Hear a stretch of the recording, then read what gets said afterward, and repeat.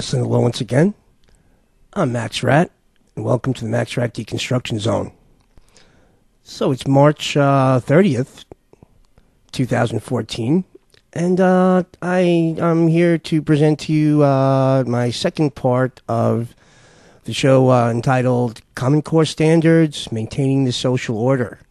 It took me 2 more weeks to finish up this show. This show's going to be a little bit longer than the last show, just because I had so much more to put in here. I didn't want to divide it again into a third show, so the show is going to be a little bit longer than the last show. The last show I kind of focused more on the American, what's going on with the school to work and American implementation of Common Core, which has already been implemented, obviously, for many years now, even though they're just talking about it now. That's how most things work in this world these days, is that they do it, and then they create a big theatrical presentation story around it to pretend to tell you, like, oh, it's going in now, and then they create a false debate about it, when really it's already been implemented. Same thing goes on with the news cycle with things like this Ukraine situation. Those things are already done, and Ukraine's already been overtaken and is controlled by the United Nations world government criminals. And but then they'll back into it by giving you a stupid story, a theatrical presentation about how everything went down, which is all nonsense, and it's already gone down already. So same thing here with Common Core standards. It's a teaching or a school standard program that has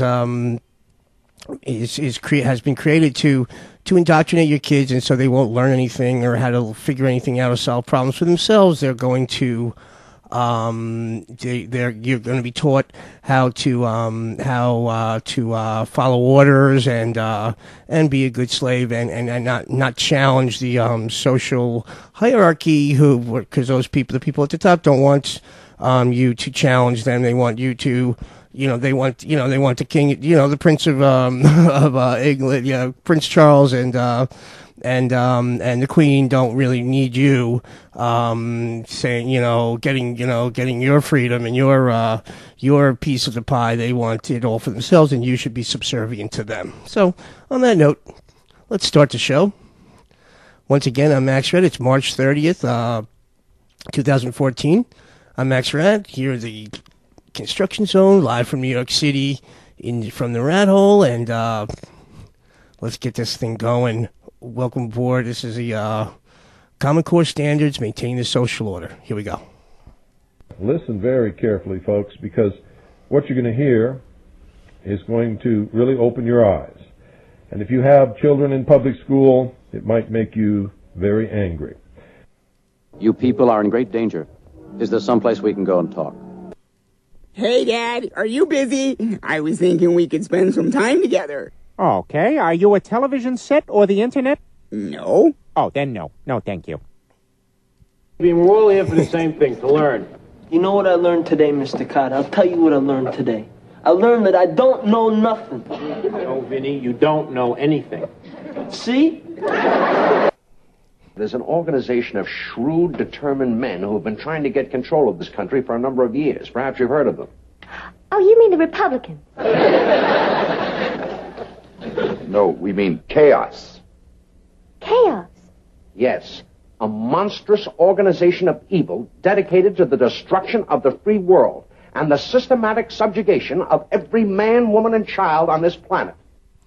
Yeah, and just off the bat, that was a clip from Get Smart, and back in the early 60s, and they're already talking about chaos is what we would translate now into the New World Order, criminals who are running things, and we're going to make that very clear to you again. And on this show, I'm going to give you more of a maybe I'll call it a little bit bigger picture of rather than last show where it was a little bit more specific to the actual goings on in America. Now I'm going to try to give you a little bit bigger, broader scope of the international picture, which is more or less the same thing, but and from an American vantage point. So On that note, let's keep it rolling. How's everything going at school, sweetheart? Oh, fine. I was living a lie, and it was only a matter of time before I was found out. Kevin, if this pitcher of lemonade makes 8 servings of 1 cup each, how many servings will it make if the cups are filled only 2/3 full? Huh?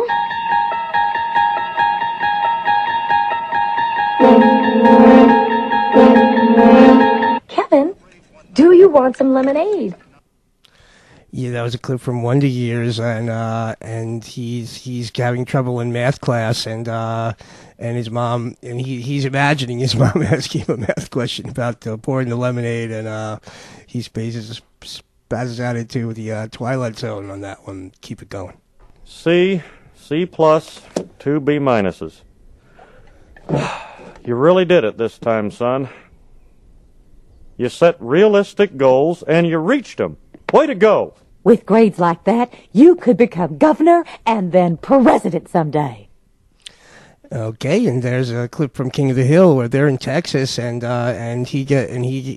Bobby brings home C's and B minuses on his report card. His dad tells him, "Oh, great job! You set realistic goals." And then his mom says, "Yeah, you could be president because that was supposedly George W. Bush's grades were C's and B minuses also." She's like, "Well, you could be governor and then president one day with those kind of grades." Keep it rolling.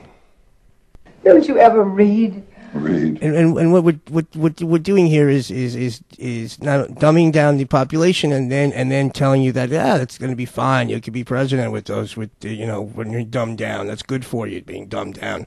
And again, it's all about conditioning you for a tyranny and to be a subservient knucklehead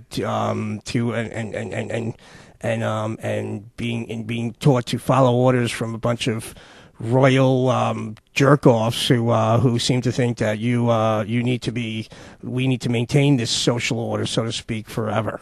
And if you're not paying attention to that, that's exactly what they're doing. Keep it going. Don't you ever read? Read? Who has time? I see the movie. I'm in and out in 2 hours. What a crap. But it's true. How do you know? I just know. Did you read it in a book? No. See it in a movie? No. So how do you know, Sherman?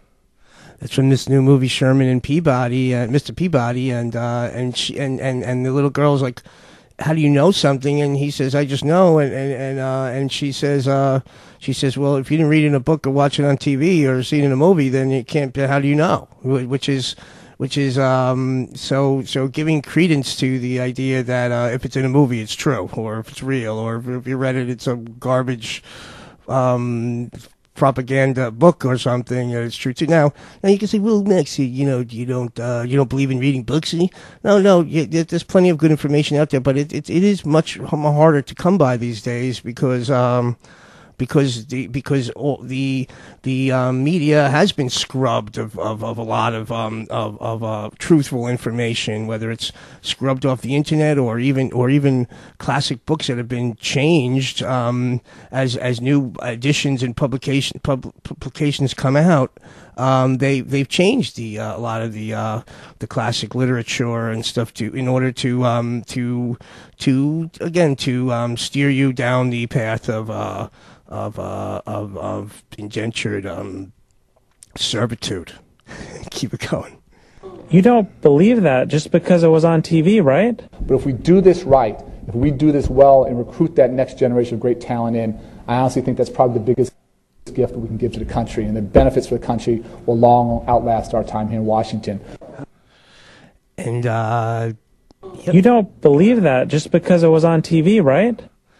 Yeah, so that was Arnie Duncan, and he's like, yeah, we have to. But if we do this right, if we do this well and recruit that next generation of great talent in, we have to recruit the next generation of talent, recruit them into what? Into this global tyranny mindset, if you will. Keep it rolling. I honestly think that's probably the biggest gift that we can give to the country, and the benefits for the country will long outlast our time here in Washington. Oh yeah, it's a gift, and I'm not sure who First of all, let's just get this straight, okay? I'm not sure who the fuck Arnie Duncan is anyway, okay? I mean, you know, if you look up his background, he was a professional basketball player in Australia, okay? Because he's not even good enough to be a real pro in the NBA here in America, and how that translates into the head of the Department of Education, okay? Secretary is just beyond my comprehension, to say the least. And he's obviously another relative of one of the and the child of and the progeny of the Rockefellers, or one of these elite families. Maybe he's a Bush, who knows? But and I'll tell you what else. And they say he's from Chicago. He talks like he's got a southern accent. He talks like he's from South Carolina, if you ask me. Okay, he sounds a lot like he's from South Carolina, if you ask me. I happen to be quite astute when it comes to dialects and in English and American accents, and he is not from Chicago. Okay, I'll tell you that right now. He talks like he's from the South, and specifically in that North Carolina, South Kakalaki region, if you ask me. But what do I know? Keep it going. The question has been asked many times how the people who are perpetrating these things expect to do this and make it last. And the answer to that is that you steal a generation of children, and you indoctrinate them so that they accept these ideas. Of focusing on these little children, because it's so much easier to build a strong man and to strong child than to fix to repair a broken man. Okay, and then here we go. Now we're you know, they're admitting and they're rubbing in your face that they're focusing on children and indoctrinating children. That was a quote from Frederick Douglass, if you will, that it's easier to build a strong child and to repair a broken man. And again, they've taken an eloquent quote and spun it into into saying, you know, that's why we have to, is making it as an excuse to indoctrinate your children, which is just par for the course, because these people are absolute criminal slime bags, okay? And we're gonna make that very clear in this show. And I am getting an ornery edge to me, because this stuff is absolutely insane, and these people are absolute slime bag criminals, and you're gonna see it very clear, and you're gonna see it laid out for you in this show on the Max Red Deconstruction Zone. Keep it rolling. The aim of public education is not to fill the young of the species with knowledge and awaken their intelligence. Nothing could be further from the truth. The aim is simply to reduce as many individuals as possible to the same safe level, to breed and train standardized citizenry, to put down dissidence and originality. That is the aim of the United States. H.L. Mencken. Yes, they want to dumb you down so you will not challenge the social order, so you will be subservient, and you'll be able to follow the orders and answer and direction and basically have no upward mobility and expand your mind and your universe into knowledge and enlightenment. No, that's not for you. You're going to be a shut up, stupid slave, do what you're told, moving on. Just to give you an idea of how blatant they are, Benjamin Bloom said the purpose of education, and I often say this to parents, really, listen to this. You think the purpose of education is reading, writing, and arithmetic? The purpose of education is to change the thoughts, actions, and feelings of students. Period. I believe this new generation of assessments is an absolute game changer for America. Common Core is going to be a real game changer. Yes, sir, and here again, we're going to go through. So here's a meme. What I'm going to show you with this little segment called Game Changers. Okay, is that is that every single person within this education system or a representative of this education system is using the same phrases, game changer. This is a game changer. This is a game changer. And what that means, okay, is that it's scripted. Okay, that means that none of that means every single person that you're being presented with presenting is presented to you is a scripted character in a playing a theatrical role where they're going to present this case to you or this nonsense to you, if you will, and all of them are going to say the same phrases, meaning that every one of them has been scripted from a central source. Okay, and let's keep that going from here, and we'll show you what I mean. It's a game changer. I believe this new generation of assessments is an absolute game changer for American education. Common Core is going to be a real game changer. And we think that is a game changer. And that is going to be a game changer. Girls' education is a game changer. We also believe that there needs to be a game changer. Internationally benchmarked college and career-ready standards is an absolute game changer. It became clear to us that if we could help work with the folks on the ground to create a financing mechanism that would be sustainable and leverage private capital to invest in those things, that it would be a real game changer. Okay, and that last one was a woman from Goldman Sachs, and she's like, and I'm going to show you where they're all over public education, and they have a lot of good intentions for your children as well. Goldman Sachs does, and in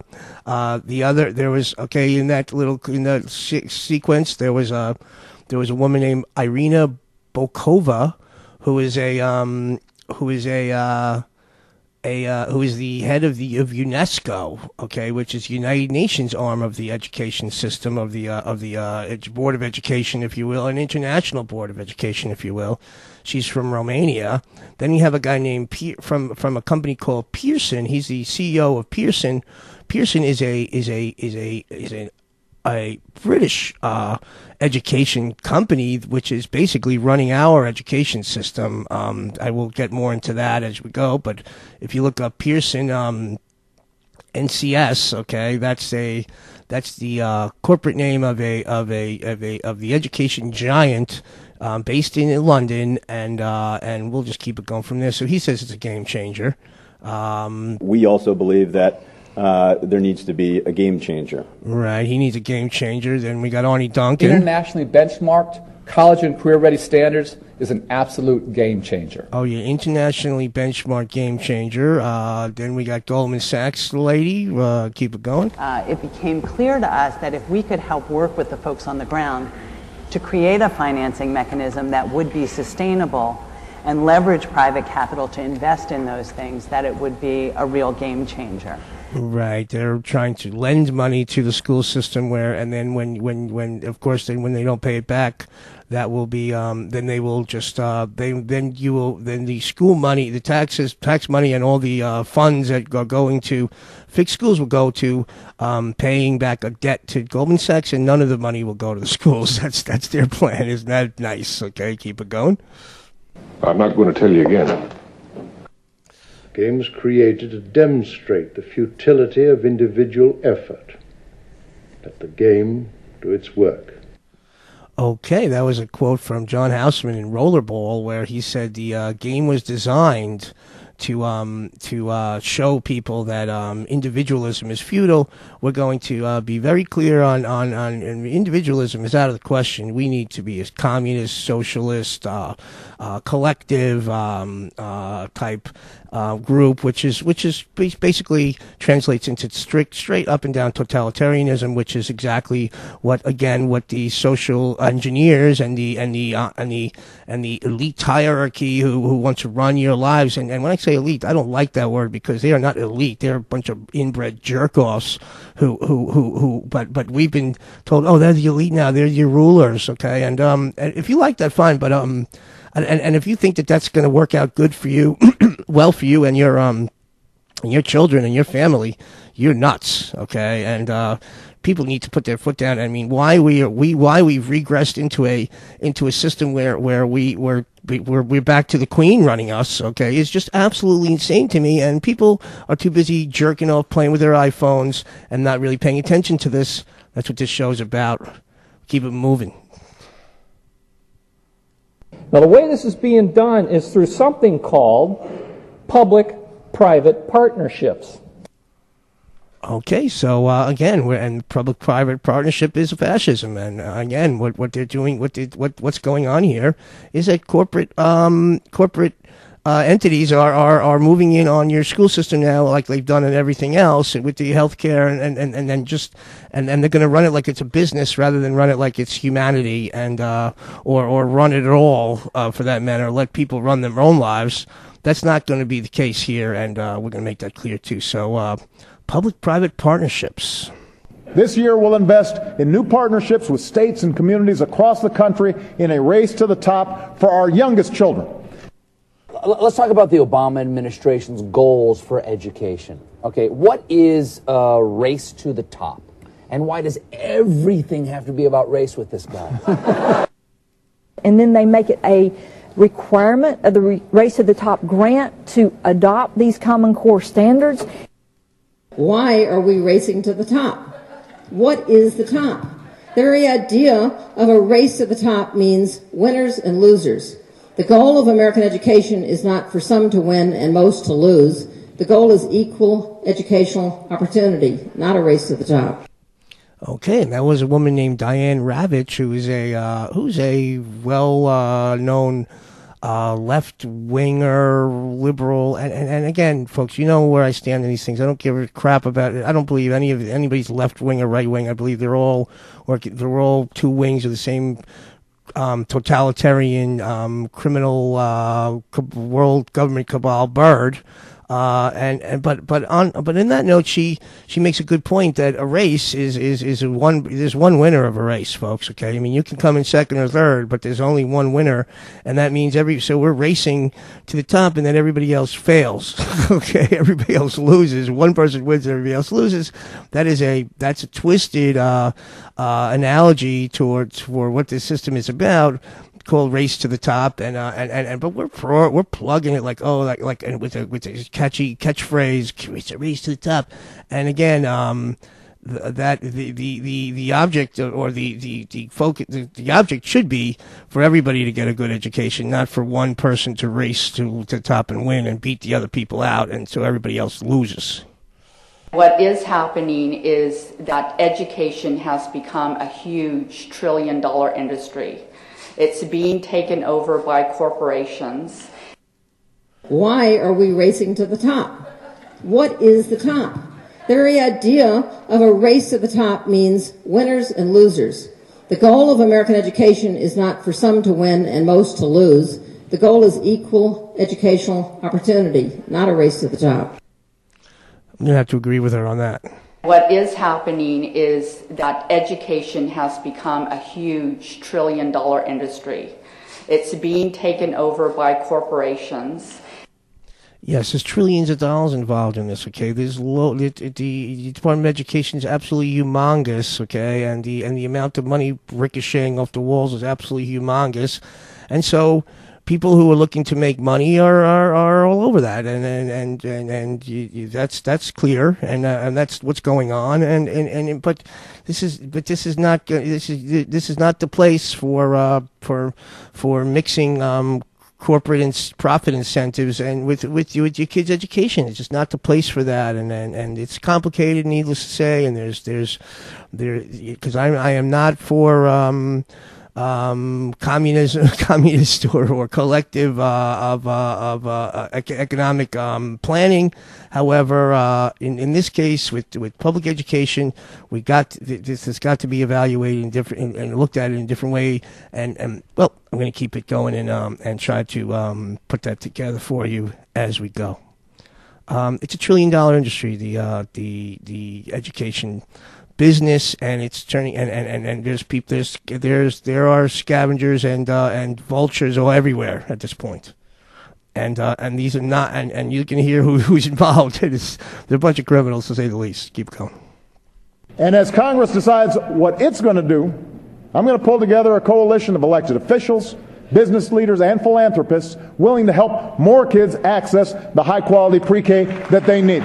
It is right for America. We need to get this done. Okay, that's a little twisted clip from Obama. So first of all, he says that he said, well, Congress is jerking around. He's going to go around them, basically. That's the first part he says in this 2-sentence little clip.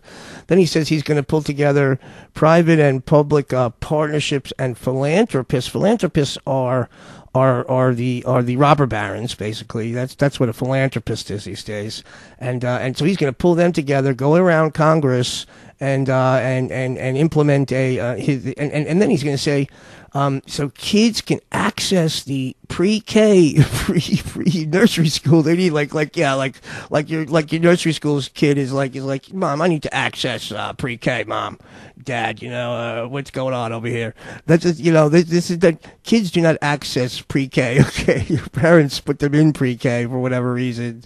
Which is and I'll tell you what the reason is, because parents don't want to shirk. They want to shirk the responsibility of raising their child at this point. So they're like just anything to get rid of them and stick them in pre-K and let some psychopath watch them while I go party or whatever I'm doing. Okay, and that's basically the what's going on there. Let's keep it rolling. Chris, welcome to the Skull and Bones Society. This is where the most powerful men in the world are groomed for their futures.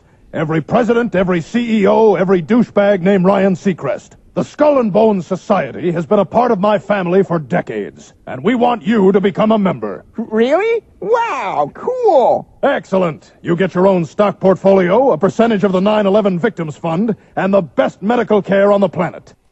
Okay, so on Family Guy, they're kidding around about how Chris's grandfather is going to get him into Skull and Bones, which is the secret society, so to speak, run out of Yale University.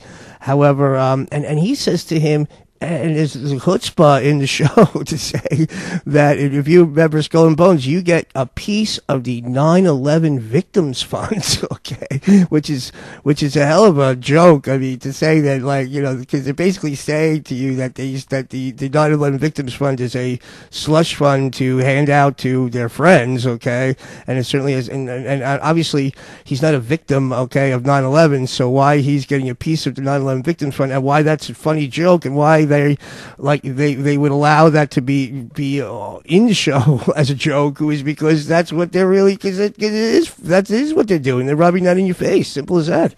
He's saying you get your own stock portfolio and a piece of the 9/11 Victims Fund as a joke in Family Guy, and I think that's very telling and twisted. But that's what they rub around in your face and be like, oh yeah, that was funny, yeah, and it is funny if it wasn't so sick.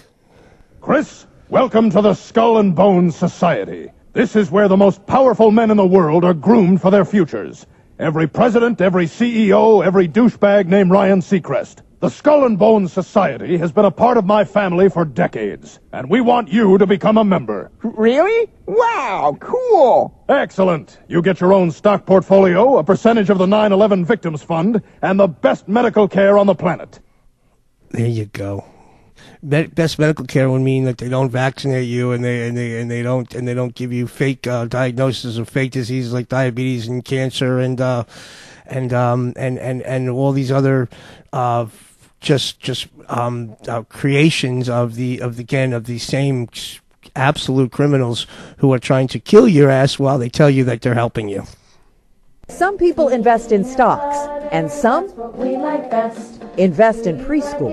Goldman Sachs is doing both, committing millions of dollars to fund high-quality preschool in Salt Lake City. 7, 8, 9. Goldman doesn't just want to give money, it wants to make money. Okay, so Goldman doesn't just want to give money; they want to make money, isn't that? And they're right in your face with that, like, "Oh, thanks." I mean, so yeah, I don't want to give money; I just want to make money too. I mean, what kind of philanthropic attitude is that? We don't want to give money. We want to make money. Okay, I'm like, yeah, all right, thanks, Goldman Sachs. And not only that, but in the background, they have this twisted little song. It's to the tune of, I guess, Frère Alouette Gentil. It's that French song, Alouette Gentil, Alouette. I don't speak French terribly at all, so I don't. Forgive me if I fouled that one up. But anyway, but the words of it are peanut butter, something peanut butter. Okay, so because peanuts have been, because of they're putting peanut oil in vaccines. There's a epidemic of peanut allergies, okay, amongst kids. So that's just another, and it's just a distraction and another twisted, underlying, misdirection while they're telling you that Goldman Sachs wants to lend money to your school, not to give money or you act in a philanthropic or charitable way, but they want to make money off your kids, and they just say that right in your face while they sing your peanut butter song. just twisted, and this, I'm sorry folks, but this is twisted stuff. Okay, keep it going. Some people invest in stocks, and some invest in preschool. Goldman Sachs is doing both, committing millions of dollars to fund high... Do you like peanut butter on your head or on your bread? Okay, and let me start that again, because there's two things going on in this clip, and they're both twisted. One's talking about Goldman Sachs lending money and wanting to profit off of your children's education, not to, and they say they don't want to give you money, they want to make money on you. They want to profiteer off of your children, and then at the end, and underlying, like I said, and then the other, and it's two clips going at the same time, and the other one's a twisted song about peanut butter. Okay, keep it going. Some people invest in stocks, and some invest in preschool. Goldman Sachs is doing both, committing millions of dollars to fund high-quality preschool in Salt Lake City. 7, 8, 9. Goldman doesn't just want to give money, it wants to make money. Oh, thanks, Goldman. The public is beginning to get the true picture of the effort to privatize their schools and to destroy the teaching profession. Yes, they're attempting to privatize schools, which is with charter schools and lending money to the schools, to a public school system which will have to be paid back to a private company like Goldman Sachs, and there's many others. And at the same time, because teachers are the most expensive cost in education, because you have to pay somebody like a salary. The corporate people are going to try to do whatever they can to, just like you would do when you take over a company and you lay off people to cut costs and to improve your bottom line, because the CEOs of companies are incentivized to improve costs and expenses and bottom lines. So the best way to do that is going to be to eliminate as many teachers as you possibly can, okay? Which is what she's saying there, is that they're going to try to privatize schools and eliminate teachers, and that's exactly what's going on. We've learned a great deal about how to get the highest return on our... Let me play that one again. The public is beginning to get the true picture of the effort to privatize their schools and to destroy the teaching profession. We've learned a great deal about how to get the highest return on our investments. Our strongest investment, education. Okay, that was a guy who is the head of a group called, another foundation called the Robin Hood Foundation. Robin Hood, the famous catchphrase, if you will, that Robin Hood stole from the rich to give to the poor, if you recall. That's just that's a dig towards people and don't get me wrong, I am not telling, if you're underprivileged and you're poor and what do you think you should, we shouldn't take from the rich, the poor shouldn't help, the rich shouldn't help out. That's not what I'm saying, but let's just get focused again. The Robin Hood Foundation, he's saying that he wants to get a high return on his investment. Okay, again, this is supposedly a give to the poor, and he's worried about his return on investment.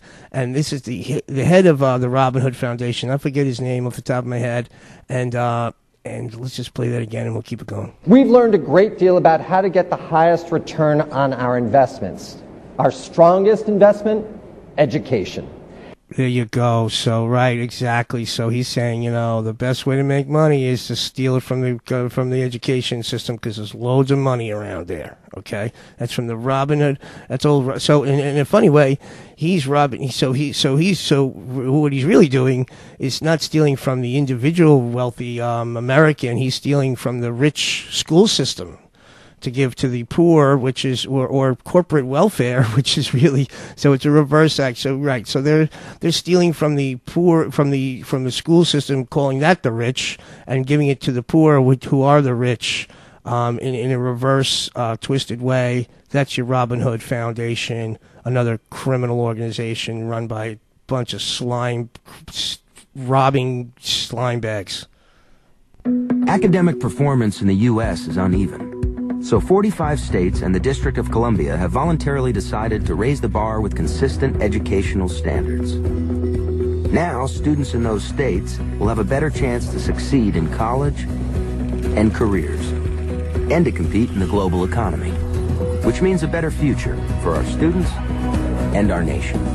Join ExxonMobil in supporting the Common Core state standards. Let's solve this. Okay, let's solve this. That's ExxonMobil doing a television commercial for joining them in implementing Common Core standards. Okay, so again, a private company, notoriously controlled by the Rockefellers. No, needless to say, no reminder to remind you. And they have a TV commercials about Common Core standards and how they want, join ExxonMobil in implementing these standards. Like that's so. Like so, if you don't see the conflict here, you're kidding yourself. And that's who's behind these things. Is not anybody who has any intention of anything good coming out of this for your children or you or your family, but a bunch of corporate robber baron criminals, murdering criminals who are moving in on this on the school or have a stranglehold on the school system and are milking it while they dumb down your kids at the same time. Again, ExxonMobil TV commercial for Common Core. Academic performance in the U.S. is uneven. So 45 states and the District of Columbia have voluntarily decided to raise the bar with consistent educational standards. Now, students in those states will have a better chance to succeed in college and careers, and to compete in the global economy, which means a better future for our students and our nation. Join ExxonMobil in supporting the Common Core state standards. Let's solve this. And if you want to believe what ExxonMobil is telling you about how to help your kids, God bless you with that. Good luck with that. Every problem contains its own solution, Mr. Arnold. What was this guy saying? It was like talking to a fortune cookie. Please proceed to the ExxonMobil Solve This gallery. Okay, that was from this Education Nation summit, and she's like the ExxonMobil Solve This gallery. That was Erin, what's her name? Erica Hill from, she's on NBC now. She used to be at CNN, I believe. She's like, proceed to the ExxonMobil Solve These gallery. Okay, and that's just solve this, you stupid slave. We don't have money for all these fancy teaching aids. The new money is coming through what's called a social impact bond. If the children get through third grade without needing special ed, investors will get their money back plus 5% interest. Okay, so now Goldman Sachs has investment bonds. Okay, that they're calling them bonds, but then she'll tell you that it's not a bond; it's just a loan. And they're going to, and what they want to do is to say they're going to set these standards, and if you don't meet, if once they lend the money, they're going to lend the money to the school system, because with all the money that the school system collects from tax money that's supposedly supposed to run the system, they don't have enough money to even buy pencils and paper, so they're going to borrow money from Goldman Sachs for pencils and paper and supplies for the school in pre-K, okay, and then when the kids don't when the kids still need remedial help because they haven't learned a goddamn thing, then they're going to that was how they're going to pay 5% interest, okay, 5%. When meanwhile they're borrowing the money, okay, at 0% interest from the Federal Reserve. So they don't. It's not even, and they're going to tell you they're using their own money. No, they're not. They're using yours. So they're going to take the money from you, okay, lend it back to you at 5% interest, and then at a loan that you'll never pay back. And so then when the loan defaults, then you're going to have to pay additional penalties, or the system will have to pay additional penalties, which is run with public funds, okay. And then they're going to say, well, you know, and so then they're going to take all the money that was earmarked, so to speak, for remedial or additional tutorial and educational stuff, for lack of a better word, and they're going to take that money and say, okay, well, we need this money to pay back our loan now, because their loans are guaranteed. Okay. Also, right. So it's not even a loan. It's just a theft. Okay. And if you need to for me to go through that again, here it is. I mean, it's clear. Okay. This is criminality at its worst. Okay. And these are and we have our politicians like Obama and Arnie Duncan and these people pushing it down your fucking throat. Okay. This is nonsense, and it's absolute theft. Okay. And this is what's going on, folks. Right in your face. And they just tell you right to your face. They don't give a fuck. The new money is coming through what's called a social impact bond. If the children get a social impact bond, okay, which isn't a bond, okay, and I'm going to show you a clip where the woman from Goldman Sachs says it outright. Well, it's not really a bond. We're just calling it a social impact bond. What's called a social impact bond? This is insane. Through third grade without needing special ed. The new money is coming through what's called a social impact bond.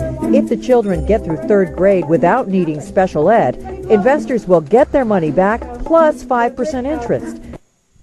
Okay, if they don't, we'll just steal your money anyway, because the investors, quote unquote investors, are not investing because this money's guaranteed. I promise you, they will take it out of your ass before they don't get their money. They're 5%, so they're guaranteed 5%. So now we have on money that they paid 0% for, and they borrowed from you. It's just twisted. So you're lending your own money back to you at 5% in order to because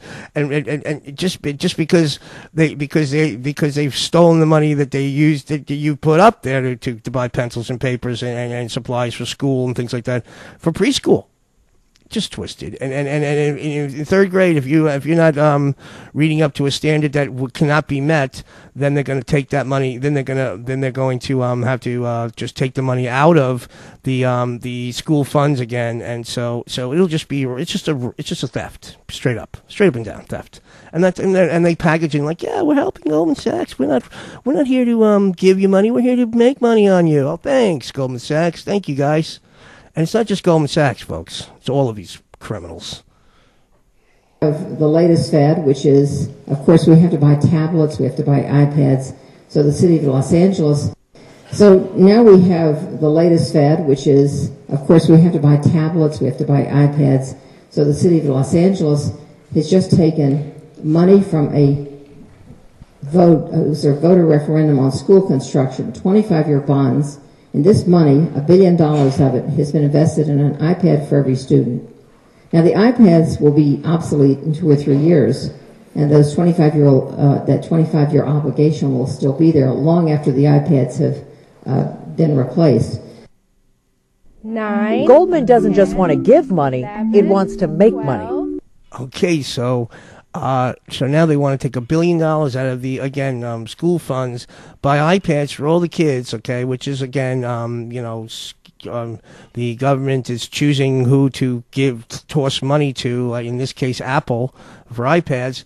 But they're going to have a 25-year bond, so the iPads are going to be broken or obsolete or both, and lost within 2 years. Okay, but you're going to owe money for 25 years and paying interest on those bonds. Okay, in other words, you're going to borrow money to buy a bunch of iPads that you don't need, or that are just. To say that, people are like, oh, what do you mean you don't need iPads? I'm like, yeah, you don't need iPads supplied by a bunch of criminals who are charging you interest on the loan to them. That's for sure. Okay, and then you're gonna owe money for 25 years. How do you think that's gonna work out for you? 25 years to pay off iPads? If that'll last 2 years. Okay, so for another 18 more years, you're gonna be paying for those iPads. Are you kidding me?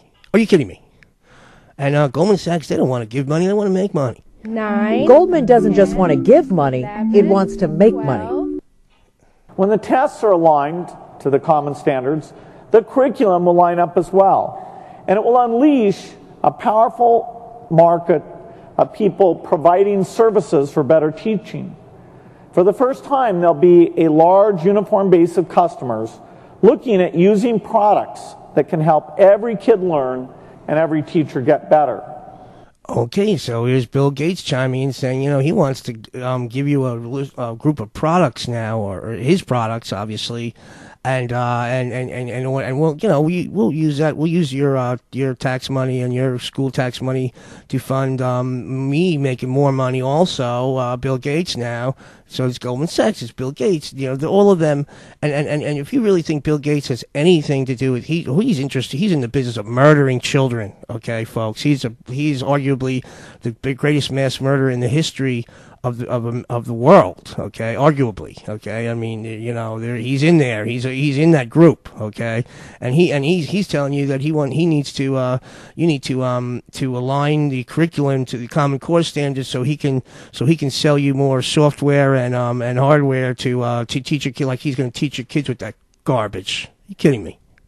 I think you ought to appoint me chairman. I'll run the whole thing. So when we make our investment, it's essentially a loan, that the proceeds of the loan. Okay, this is the woman from Goldman Sachs who I just told you. She said they called it a bond, a social impact bond, but she said it's not really a bond, it's a loan. Okay, and that's it. Okay, in her own words. Okay, this is the same woman who was discussing these social impact bonds, and like, and the she didn't say they were bonds. The presenter of the in the Education Nation Summit, she called them social impact bonds, and then the lady at Goldman Sachs says, well, they're really I know you're calling them bonds in the last segment, but they're really just loans. So when we make our investment, it's essentially a loan, that the proceeds of the loan get used to fund the teachers in the classroom, the supplies in the classroom. The repayment on that loan comes through savings when the children who are in that program use less remedial services in kindergarten through 6th grade. Yeah, there's always a lot of savings with these government programs. Let me tell you something. So yeah, so they're going to be paying with the savings of all their savings, and because that loan was so helpful in teaching kids that they're not going to need any more remedial help now because Goldman Sachs lent money to the system and charge a usurious rate to get their money paid back. This is nonsense, okay? And it's writing. If they just talk to you, writing, yeah, we're going to pay it back with the savings. What savings? When there's any savings, everything goes over cost, okay? Because it's theft, okay? If there was any savings, somebody would steal it because who needs savings? You need I'll just take that money if it's saving. That's called profit. Okay, in a company, savings are bottom line profits to corporations. So never is any savings. Okay, that's obvious. Michael Milken. How many of you have heard of him? Okay, he was convicted. He's a felon. He was charged on 98 counts of racketeering, inside trading, and securities fraud. He is the founder, along with former Ronald Reagan's Education Secretary William Bennett. He founded K-12 Inc. So that is the largest online education company in the country, and it went public in 2007, and it's now being publicly traded. And they're getting our tax dollars. So we have literally corrupt individuals that have infiltrated at every single level. Everybody be cool, this is a robbery! Any of you fucking pricks move! And I'll execute every motherfucking last one of you! The biggest of them is K-12, created by the Milken brothers. You may remember Michael Milken. He went to jail for the junk bond king. He now runs K-12. They recruited Bill Bennett, who had been the Secretary of Education, to be the chairman of their board because they thought he would have great appeal to Christian homeschoolers. So that was the organization they put together. They now have about 200,000 kids. Of course, every year it's a different 200,000 kids because it comes and goes, but it's very profitable. The CEO of K-12, whose educational background consists of a time spent at McKinsey and Goldman Sachs. His compensation is $5 million a year. And it's based not on performance, but on enrollment, because enrollment is what matters to these schools. Okay, you catching all this? Because we just need cash. This is I'm not going to try to elaborate anymore. The Michael Milken, he went to jail for insider trading and for junk bond theft and a giant multi-billion-dollar scam that now him and his brother are running the largest private educational group called K-12 Inc. In America, and they're at it again, just stealing money. We just need cash. Charter schools, replacing your local neighborhood school with a zealous for-profit agenda, corporations, right? So that there will no longer be parent or voter input or elected school boards, specifically with an aim to kill public education. Okay, that's Charlotte Iserby, who is a very outspoken advocate for the school for public education, frankly, and there's lots of issues with public education as well, folks. But she's saying that charter schools are basically privately run, so so it eliminates all an elected school board. So basically, it's taking it all out of the hands of the parents and into the hands of people who have a profit motive and incentive, and that's it. Okay, and again, I do believe that capitalism works. And I don't believe in a collective system. However, this is not what's going on here. This is just straight up theft, okay, and straight up criminality. And this is not a honest system of supply and demand and competition and honest competition. It's not like that. That's a free market. This is not what's going on here. This is a closed market, skewed market, and a fascist control grid, period. Do you think there is an opportunity to have these bonds be used for more than just early childhood? Absolutely. First, I should clarify they're actually technically not bonds.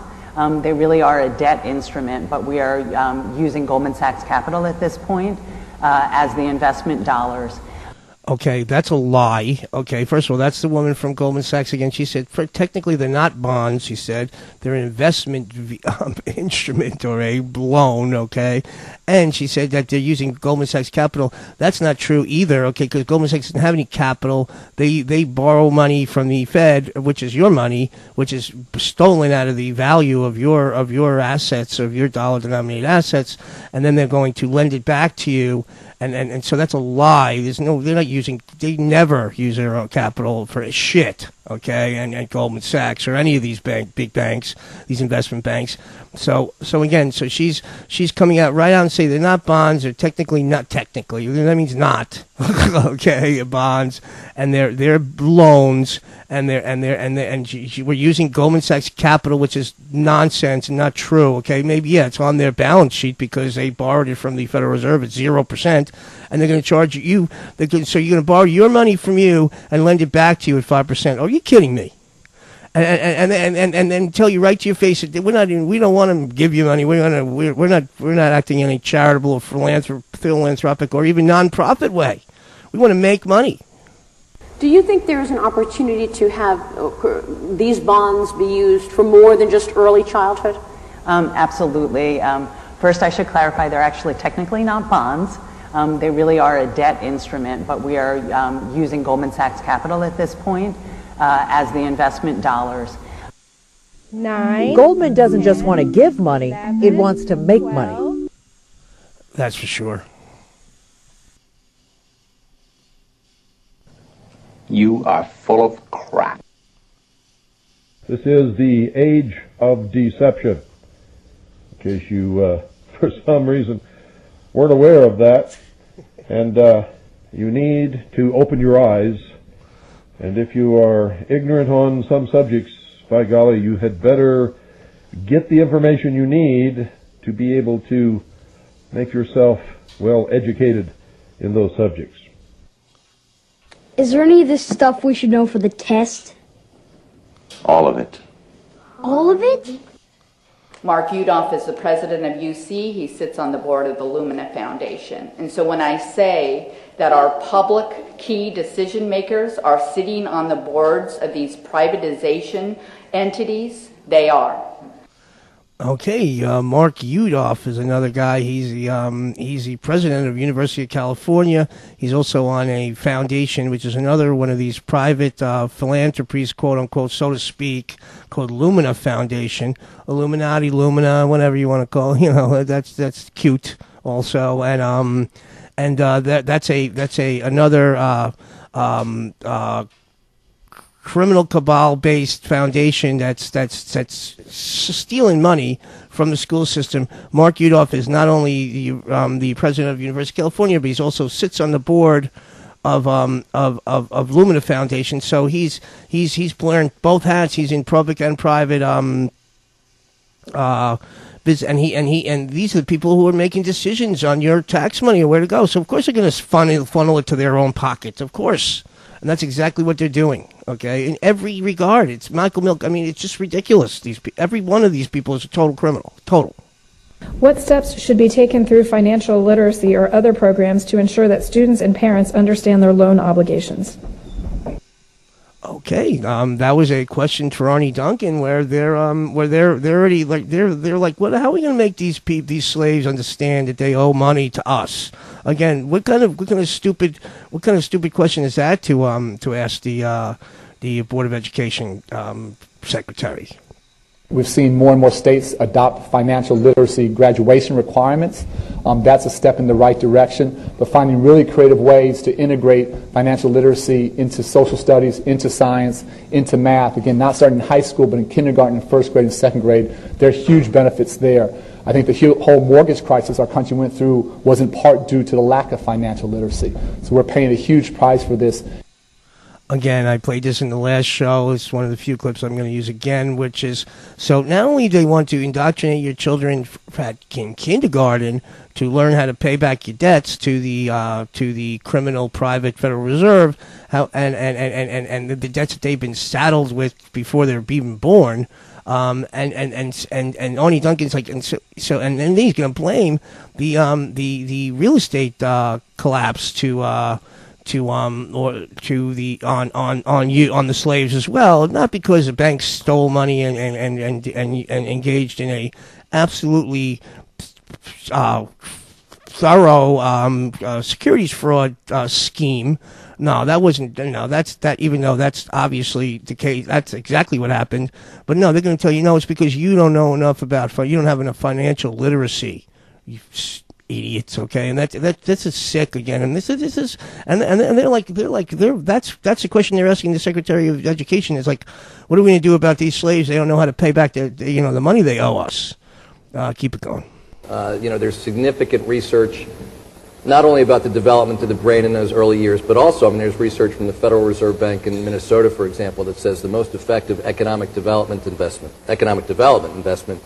that a state can make is in early childhood education. There you go. The Federal Reserve, why they're doing studies on things like that, I don't know. But they're saying, yeah, the best way to get our money from these stupid slaves is to indoctrinate the children at a young age, at an early age. I mean, they're talking about pre-K to start teaching them that they owe us money.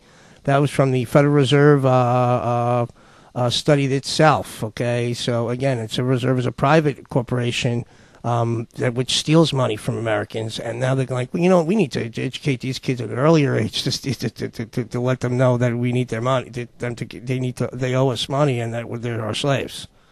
The National Governors Association and the Council of Chief State School Officers partnered with Achieve, Inc., a nonprofit that received millions of funding from the Bill and Melinda Gates Foundation. The Gates Foundation, which has promoted all of these standards, they've given money to the PTA to come on board. They've given money to the Chamber of Commerce to come on board.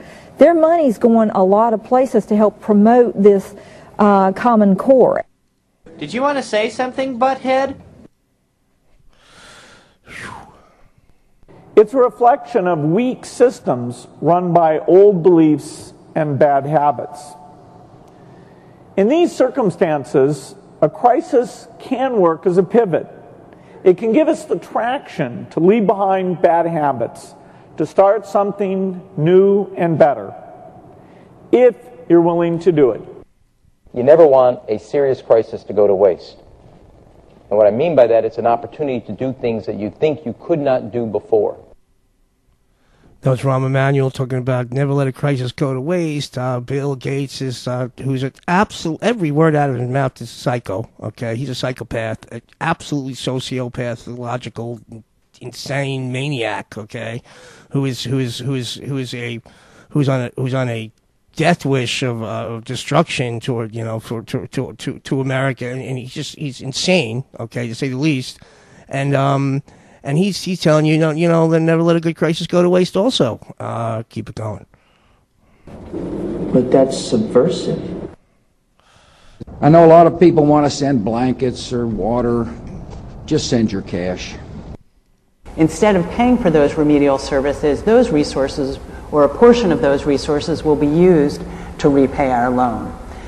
Right. In other words, so if your kids don't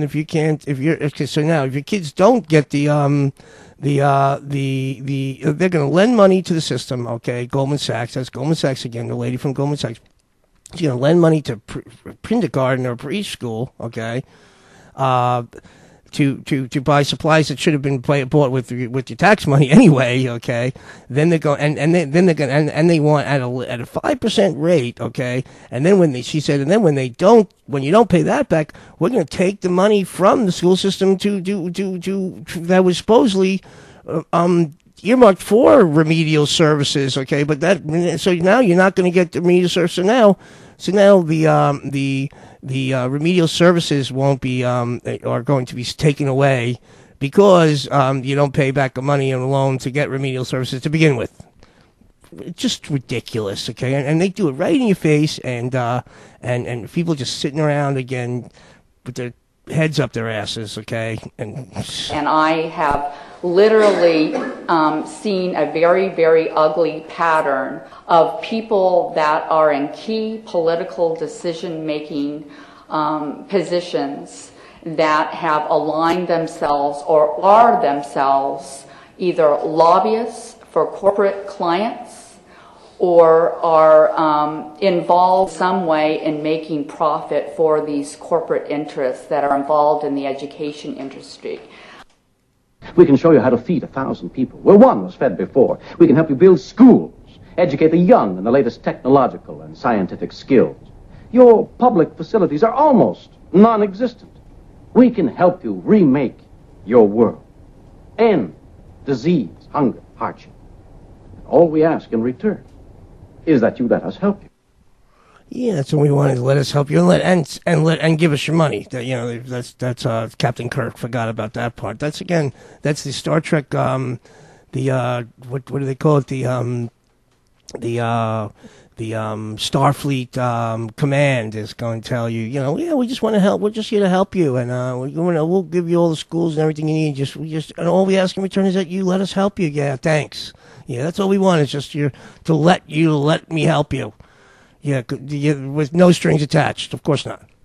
So the most important thing individuals can do who care is to send cash. Thanks, Clinton. To institute the TQM process, corporate trainers must bring about a total cultural change, wherein all employees shed their individualism for a unified set of corporate values. If corporations could hire new employees already steeped in TQM, they could save millions of dollars in training costs. That's where School to Work, a system avidly supported by many multinational corporations, comes in. Okay, TQM is Total Quality Management. That's the Malcolm Baldrige Total Quality Management System. A good example of that is like when you walk into one of these big stores, let's say Dwayne Reed or a Bed Bath and Beyond. I notice, when you go in there, they'll like the minute you walk in there, every single person who works there, if you walk past them, they can be like, oh, how are you today? That's the Total Quality Management Baldrige system that's in place, and so now they want to bring that into schools, so you can learn how to kiss ass and to be a good subservient worker. And Bill Cooper was saying 20 years ago that this system is being put in place so it saves because people need to be trained in that system, and that's why they all remember to say hello to you when you walk in the door every 5 minutes, and it's just ridiculous. They're like, you could just be walking past somebody like, hello sir, hello, how are you today? And I'm like, whatever, you don't have to, people are trained to think that makes any difference, and that's called TQM, Total Quality Management. So now they want to put that into schools, so the corporations don't have to spend their own money on training you like that, because so again, that'll just be a nice little savings off the bottom line for them again, because no more training. You don't have to pay for training skills, because we'll have them steeped in TQM to be in from school. Isn't that beautiful? But that's not education, it's a hoax. It's a matter of just saving money. It's not about improving education or helping kids. Hell no. It's going to all be workforce training, and the curriculum will be based on the Malcolm Baldrige Total Quality Management Award. It has only in the past been given to Cadillac and Hilton Hotels and things like that. The Malcolm Baldrige National Quality Award gets results. The philosophy behind STW is that society must be managed, usually by a self-appointed elite. Okay, STW, School to Work. It has, first of all, to do with quality assurance. Okay, that was Charlotte Danielson, who is also part of this Common Core. She's I can go into her, but she's working for the bad guys also, and she's like, well, we were looking for quality assurance. She's trying to tell you that's how it's TQM. She's pumping that also, and even though she's supposed to be an advocate for teachers and the school system for that matter. It also referred to International Standards Organization 9000, or ISO 9000, which is a Geneva-based United Nations offshoot. The ISO series, which sets international standards for manufacturing, will become more and more important as education is internationalized. I think he can continue to be considered for an upper management post, don't you? Yes, but I can't help finding him just a little... Pompous. Yes. Self-serving. Yes. You see, solid managerial potential. But he's so dull. With Alpha's conditioned for upper-level executive duties like Thomas, being dull is an absolute necessity. It vastly increases their ability to think rigidly and inflexibly. There you go. There's a quote. There's a clip from Brave New World. There was two Brave New World movies. That was the earlier one, which has some great stuff. And he's saying that the so the alphas or the inner party controllers, they're also taught in a certain way. Okay, so the lower level people are taught to be stupid, subservient gophers, but the people above are taught to be inflexible and dull, so they can they become good order givers, if you will. I mean, are we on the same team? We both work for the school. I don't. I work for CAFCO Food Services. Okay, he's the lunch lady. He's like, I don't work for the school. I work for CAFCO Food Services. Okay, I don't know what you're talking about. It's called Cypress Creek, a planned community designed for the workers of the Globex Corporation. Cypress Creek, where dreams come true. Your dreams may vary from those of Globex Corporation, its subsidiaries, and shareholders. WestEd is an organization which is considered a public agency, and yet numerous school districts, county office of eds, and numerous foundations such as Gates, J.P. Morgan, Lumina, all these entities are funding WestEd. So if we did away with all these nonprofits and all these so-called consultants and lobbyists who literally have conflicts with people that are sitting, there are actually active lobbyists sitting on elected school boards when they represent clients such as K-12 Inc. and Rocket Ship Learning. That's actually happening, but no one's doing anything about it. If you kept all your money at home, listen to me carefully, if you kept all of your money that goes out of your community at home, you could have the best school system, the best teachers, and the best educated children in the world. You could have the best paved streets, the best hospital, the best medical care in the world. You could have charities set up to take care of your homeless, people who are the victims of accidents, and the infirm and the elderly. The best in the world.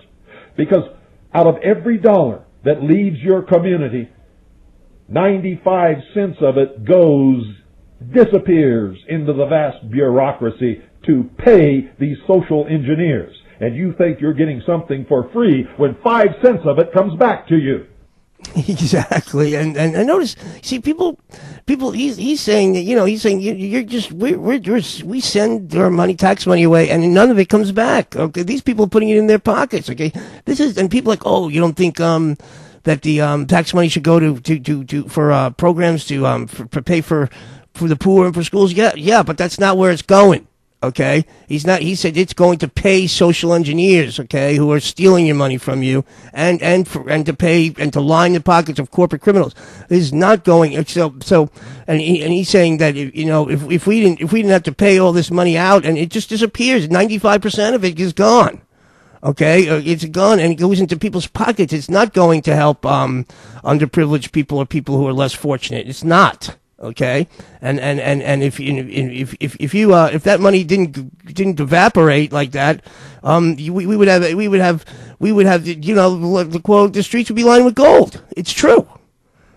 But people are but we've been indoctrinated into believing, oh no, the rich are capitalists and pigs and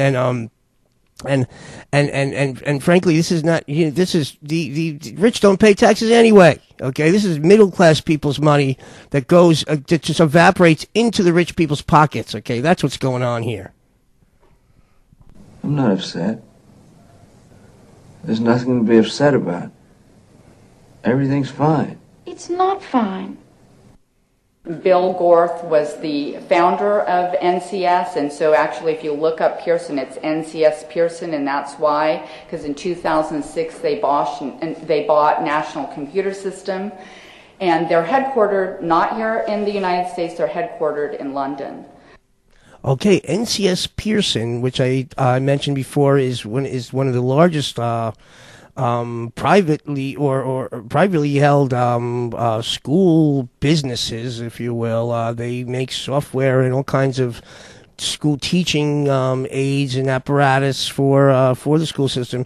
Not only so they merged with NCS is National Computer Systems, okay, and they merged with Pearson, which is a London-based, so it's not even an American company, and they're the largest school oriented corporation in the world, okay, and they're running our school system and just profiteering and raping it like to the bone, and they're based in London, and we're all and again nobody's paying any attention to that whatsoever. We have hired an outside consultant from London, England. Does he have a cute accent? Why don't you be the judge, young lady? Right, that's all you need. Throw him a nice, cute accent, and Americans will go back into Dumbville again. My government will also take forward plans for a new national curriculum. I want to go home, but I can't find my way. Naturally, that's because you have no way. Always here, you see, are the Queen's ways. Our dear leader, our beloved Queen, long may she rule over us. To the Queen. To the Queen. That's Obama. He's like, let's toast the Queen, folks. Again, I don't know what's wrong with us, but he's like, to the Queen. Why, it's a little girl. Yes, and I was hoping... Look up, speak nicely, and don't twiddle your fingers. Turn out your toes. Curtsy. Open your mouth a little wider, and always say, yes, Your Majesty. Yes, Your Majesty. Yes, sir. To the Queen. To the Queen. My husband works in this big office. They call it the Oval Office. In the White House, there's the desk that he sits at. It's called the Resolute Desk. It was built by the timber of Her Majesty's ship Resolute and given by Queen Victoria. It's an enduring symbol of the friendship between our two nations. Okay, so Michelle Obama's telling you that the desk in Obama's office is built from the wood out of a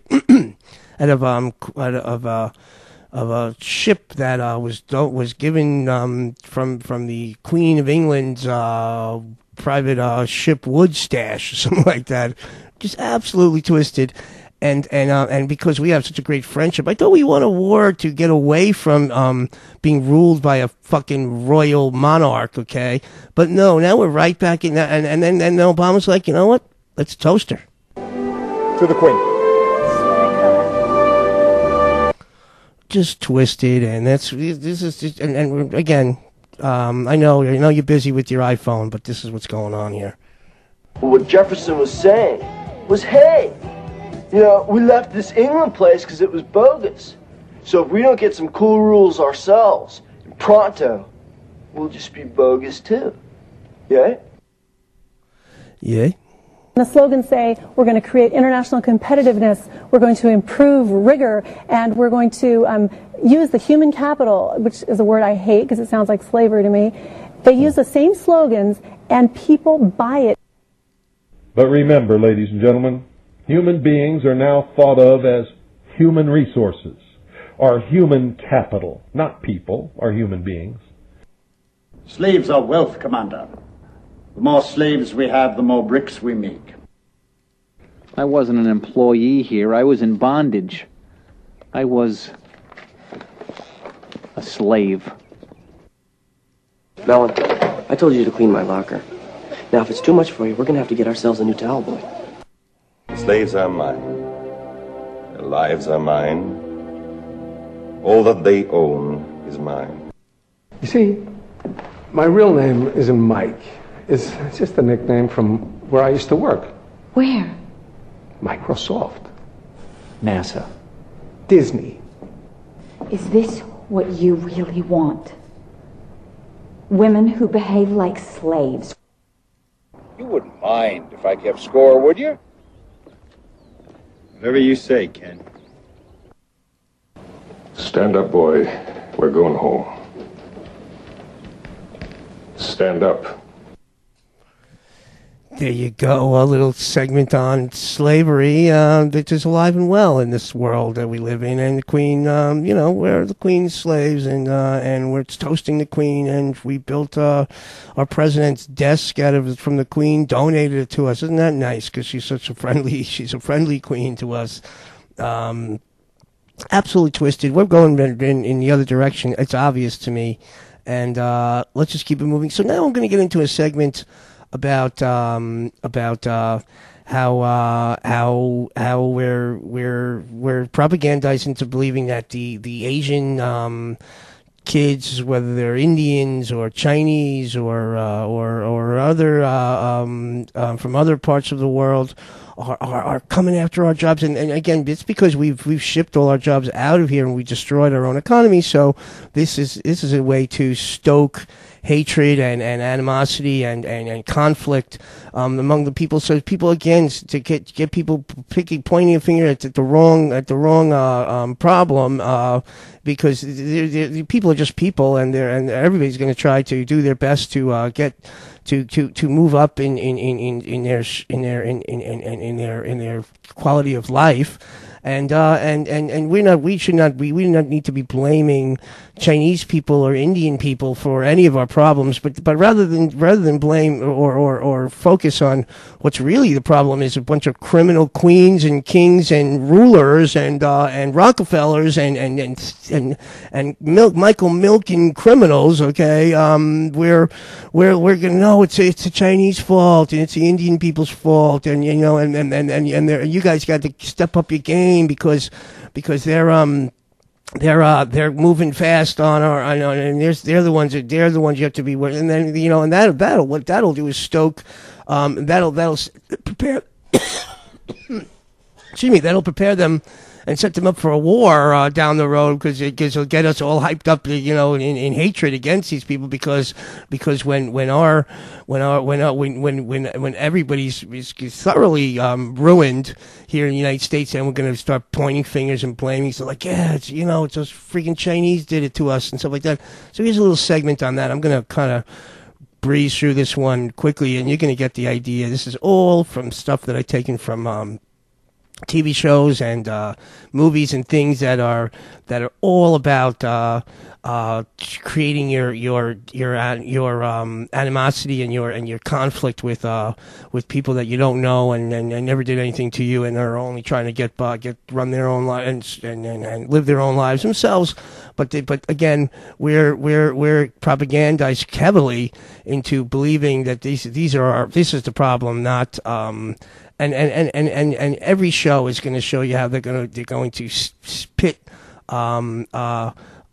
Asian kids versus American kids, and try to show us how those are our enemy now.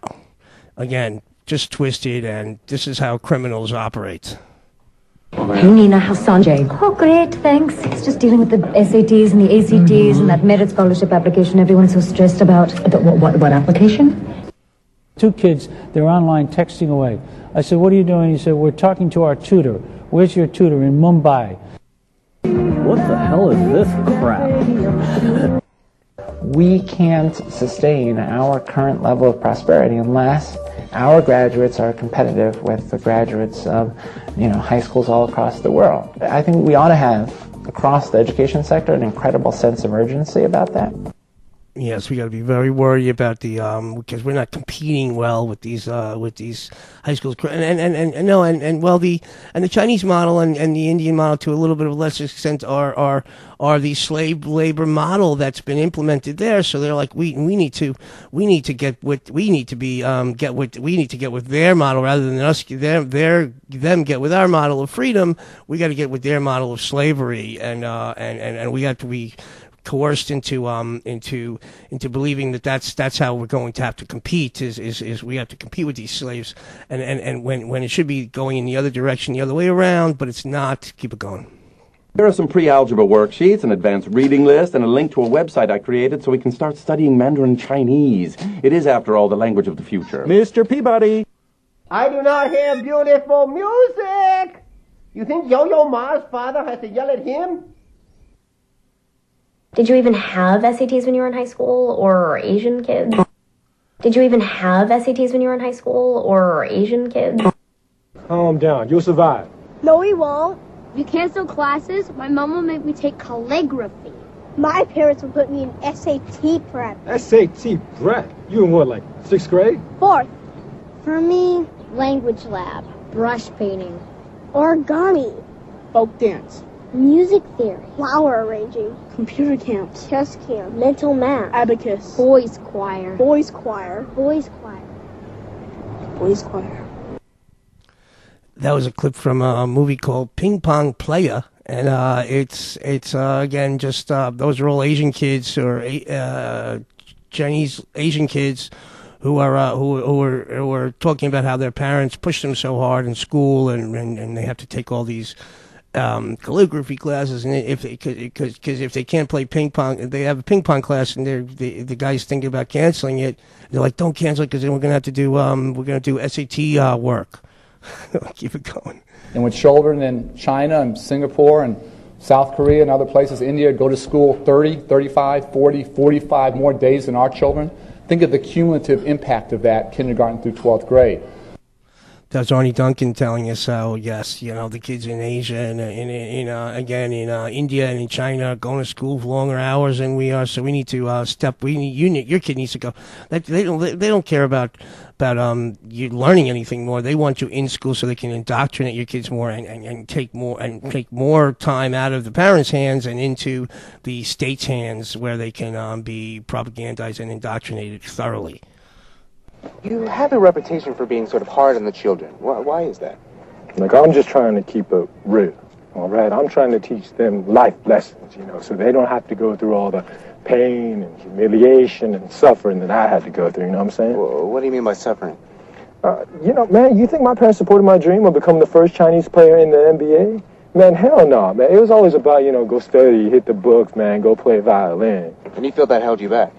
Hell yeah, man. There's a Chinese kid who's Americanized now, and he's like, yeah, I want to be in the NBA. He's acting like he's an American, and he's saying that his Chinese parents are more, they were telling him to hit the books and play violin, and he was like, I want to play the NBA, man. Again, just twisted propaganda and clever, and it was kind of a funny movie. It was called Ping Pong Player. If you have a chance.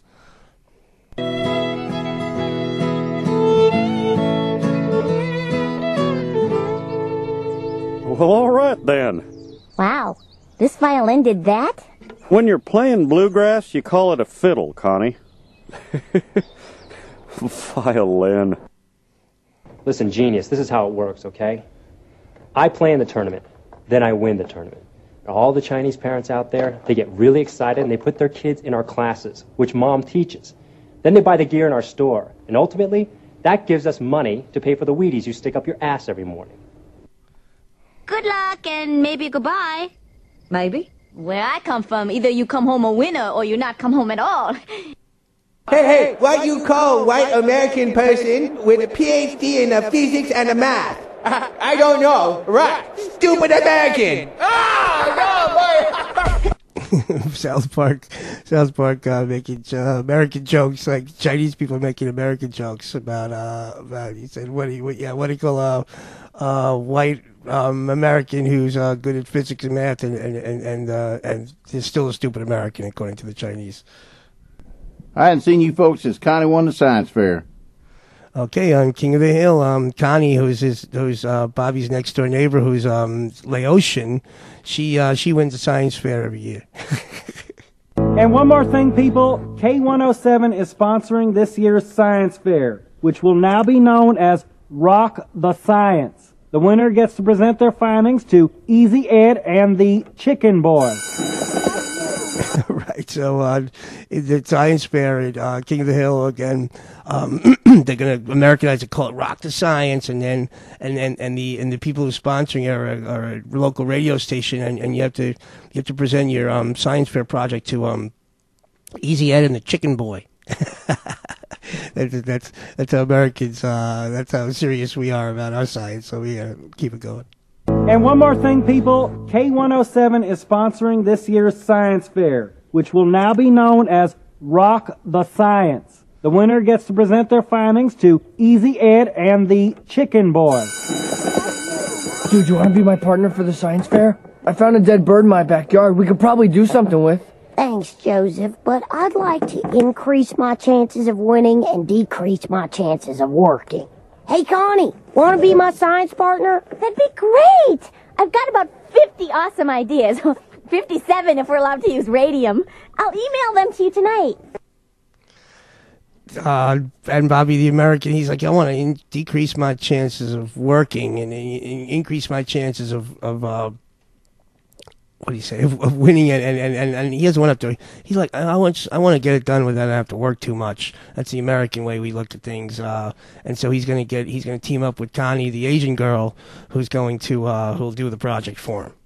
Oh, come on, Hiko. Let him have some fun. College is years away. That attitude is why my children will attend Harvard, while Steve will be lucky to be waitlisted at an online, offshore college. Oh, you whore. Get the parents fighting with each other, too? Don't worry. Pretty soon I'll be getting much better grades. They're taking me out of honors bio and putting me in life skills class. Now, the proper way to clean your ears is to gently swab around the rim. Puncture the eardrum, and you'll hear a pop, followed by a lifetime of silence. Is this now, it? People, is he going to say anything about the anatomical structure of the ear? Nope, just the cleaning. This is actually a review from yesterday. All right, so American kids, that's their science project now is life skills, and they don't learn about the anatomical structure of the ear. They're going to learn about how to clean your ears with a fucking Q-tip. Okay, and that's where we're at again. And the Asian girl's like, what's going on over here? She's like, oh, well, you're in life skills class now because she was having to fight with her parents, and so she failed the test on purpose, and they're gonna put her into the life skills class instead of the regular honors science class that she was in, and she's outraged. She's like, what the hell's going on over here?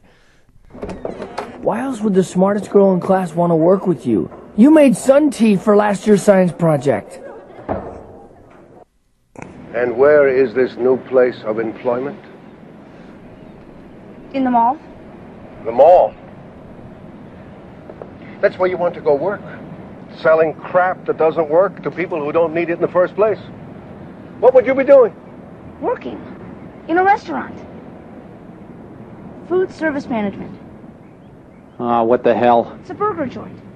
And this is how you want to spend your time? Flipping hamburgers and watching the girls walk by? Bingo. He finally understood. It's possible that Connie, for some reason, just wasn't interested in my ear hygiene lecture. But isn't it more likely that she is a deeply troubled little girl, and this is her cry for help? Connie don't need help. She's perfect. That's why we love her. 有我走隻問係 look up look。短短啊，Bobby 個多啦。走啊，切撇狗底 ，Bobby 喺睇，有隻決定確急 look 來破。Okay. No, dog, I ain't in ping pong. I'm teaching ping pong. Awesome! I'm in that class.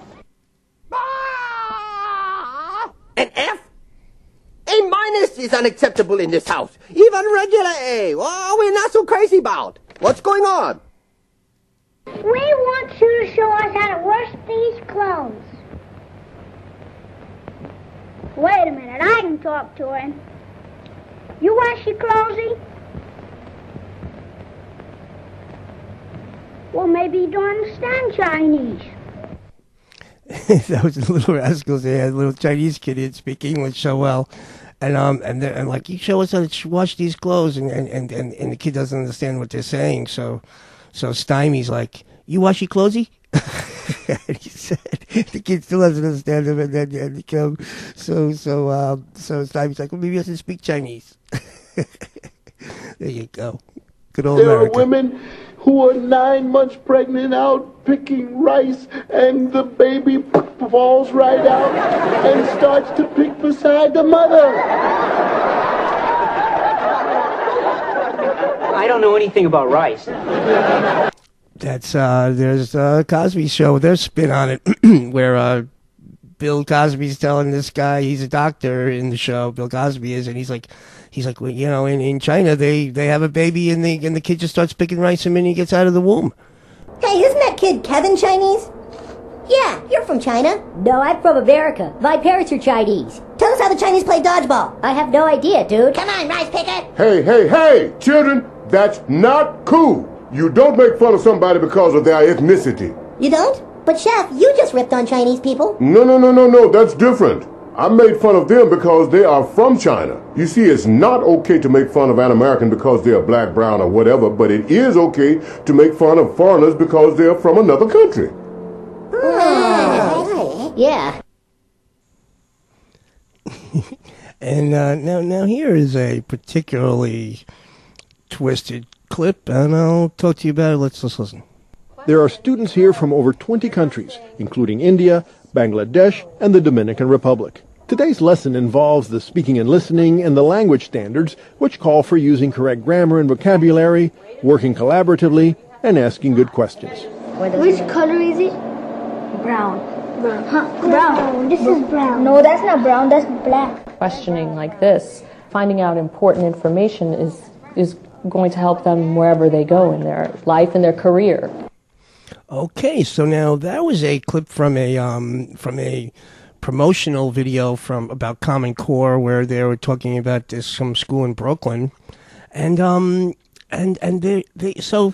tell you that there's kids and they show you a bunch of quote unquote brown kids, okay, from Dominican Republic and Bangladesh and Africans and then they're going to talk about the color brown. Isn't that interesting how they do that? And then the teacher's like, oh yeah, they need to know about what the color brown is. You know, that's a good question that they need to ask, because they need to know that they're brown.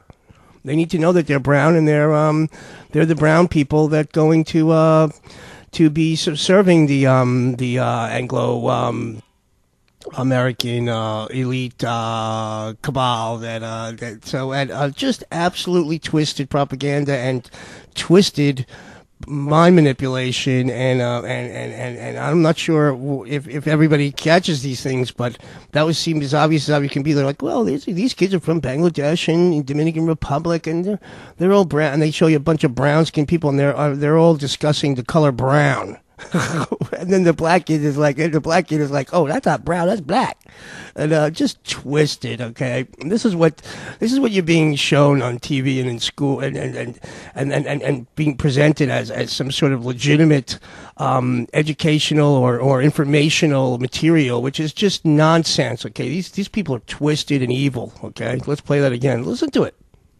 There are students here from over 20 countries, including India, Bangladesh, and the Dominican Republic. Today's lesson involves the speaking and listening and the language standards, which call for using correct grammar and vocabulary, working collaboratively, and asking good questions. Which color is it? Brown. Right, brown is your vocabulary word of the day. Oh my gosh. Brown. Huh? Brown. This is brown. No, that's not brown, that's black. Questioning like this, finding out important information is going to help them wherever they go in their life and their career. Yeah, finding out they're brown is very important information that's going to help them in wherever they go and in their career. Isn't that appropriate? Absolutely twisted. And I'm reaching out to some of America's leading foundations and corporations on a new initiative to help more young men of color facing especially tough odds to stay on track and reach their full potential. I think it's so significant that you're colored. I meant that as a compliment. Did I use the wrong term? Well, I'm going to ask you straight out.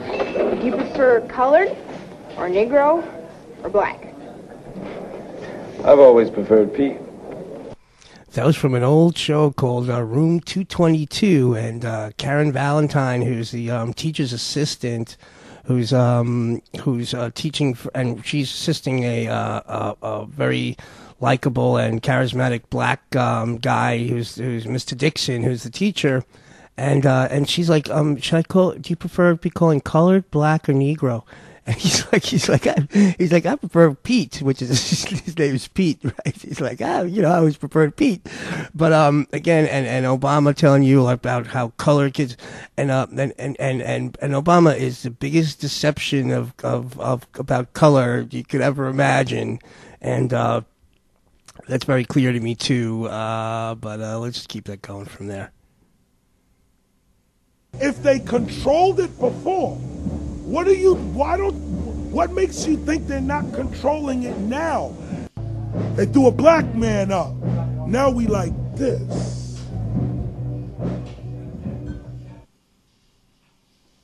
Don't ask stupid questions and you won't get stupid answers. People will put him down, and they will never give him a chance, and they will totally blame the breed.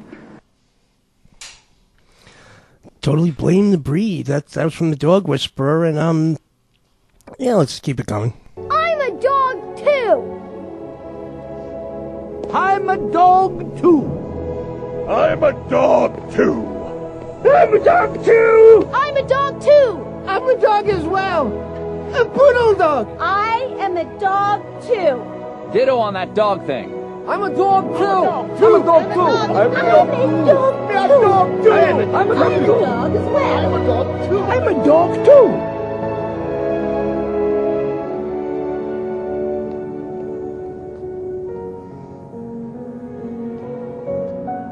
I'm a dog too.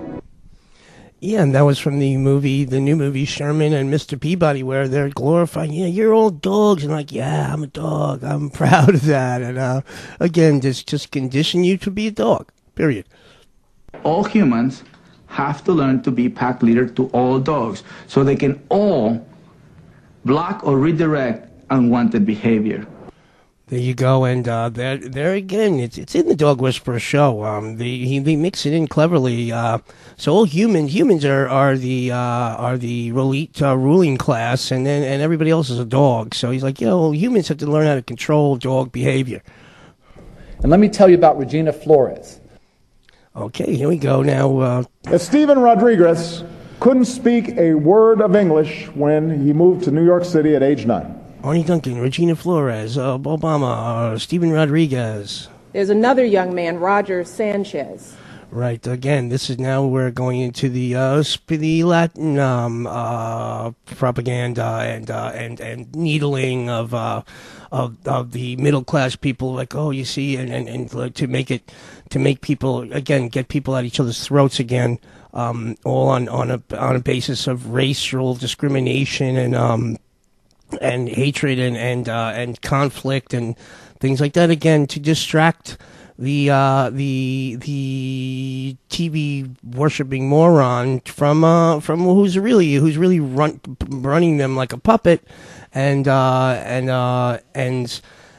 leading them down an evil path, but you're too busy blaming it on the Chinese and the Indians and the brown people and the people of color and Sanchez and Ramirez and Rodriguez. I got to understand their language, because every breed has a different way of communication. Yes, all the breeds are different. I was in high school. It was like I was living in a dream. But if it was all a dream, how did I get this burrito wrapper from Taco Bueno? That's right, Taco Bueno, in the food court at the high school. Do they have a language lab? Did you notice what the teacher-student ratio was? Oh, my mind is just racing with questions. I gotta get back. The Colonel's cooking up something tasty for lunch in the food court at the high school.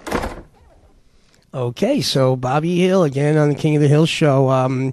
He sneaks into the high school. He's in middle school at the time in the show, and he goes in there and he sees there's a food court in the high school where they have like a Taco Bueno or Taco Bell, if you will, and he's all excited about that. He comes running back to the middle school and he tells Connie, his friend, who's Asian, and she's like, what about the teachers? What about the curriculum? Things like that. And he's like, I don't give a crap about that. I'm going to go see what the Colonel making for lunch over there at the high school with the food court.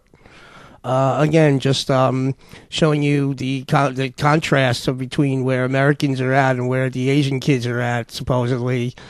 Again, just to create that conflict or that division, if you will. At Fillmore Academy in Brooklyn, New York, also a Common Core pilot school, 7th grade students are conducting a conversation based on an article they read about child marriage in Afghanistan.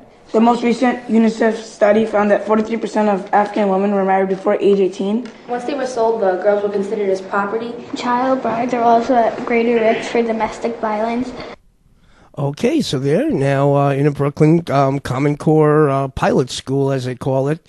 The kids are being. They said they read it in an article. They didn't say any. They didn't lend any credulity to if the article is true or not or anything. But they're going and basically what they're doing is indoctrinating kids into believing because we're at war, we're in a stupid 10-year, 12-year war with a country that has no army, and even though we have a war with them, we need the kids to know that we're doing the right thing and that we hate Afghan. It's because Afghani people are getting married too young and don't have women's rights and things like that. That's a crock of nonsense, and that's all to indoctrinate kids into believing. So you'll go and die for your country, or die for your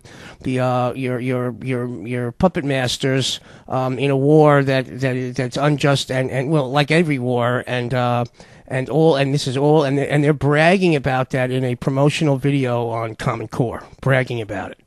Let's just play that again. It's hating Muslims and people that were at war just absolute insane nonsense, and they're bragging about it in a Common Core promotional video. At Fillmore Academy in Brooklyn, New York, also a Common Core pilot school, 7th grade students are conducting a conversation based on an article they read about child marriage in Afghanistan. The most recent UNICEF study found that 43% of Afghan women were married before age 18. Once they were sold, the girls were considered as property. Child brides are also at greater risk for domestic violence. Right, they sell people in that's typical Afghanistan practice, is selling women into slavery. Yeah, whatever. Standardized education, which is just indoctrination, remember. By the way, Homer, what's your least favorite country? Italy or France? France. Nobody ever says Italy. And what's your least favorite country? He's like France. That was from The Simpsons, and he was supposed to be like Richard Branson, the guy Scorpio, I think is his name, and he asks Homer what's his least favorite country, and he says France, and he says nobody ever says Italy. Let us now repeat the catechism. Community. Identity. Stability. War is peace. Freedom is slavery. Ignorance is strength. It's called indoctrination. Keep it going. It's total brainwashing. Anything coming out of Washington is a total Marxist brainwash. And Marxism is the world of the future unless we stop it right now. What have they done to you? Is it drugs? Is it brainwashing? Come on, hey, talk to me. Brainwashed. That was the word you used. Resistors to mind reprogramming will be exterminated for the good of the state. What is it that gets inside your heads? Show me any textbook, any subject, any grade, any page, and I will show you blatant propaganda meant to transform this nation. I'll show you the same thing. Each newly produced infant is given 6 full years of nightly hypnopedic sleep-teach lectures to reinforce class acceptance conditioning. Later, in central conditioning centers like this, each child receives daily happiness reinforcement drills, as well as prescribed courses in erotic play, death acceptance training, full consumption practice, and nature nausea games. Then, upon reaching computolescence after 6 more years in a final conditioning school, each happy, healthy individual will go forth to take up his or her predestined place in the greater society, dedicated to ensuring the continuing perfection of community, identity, stability.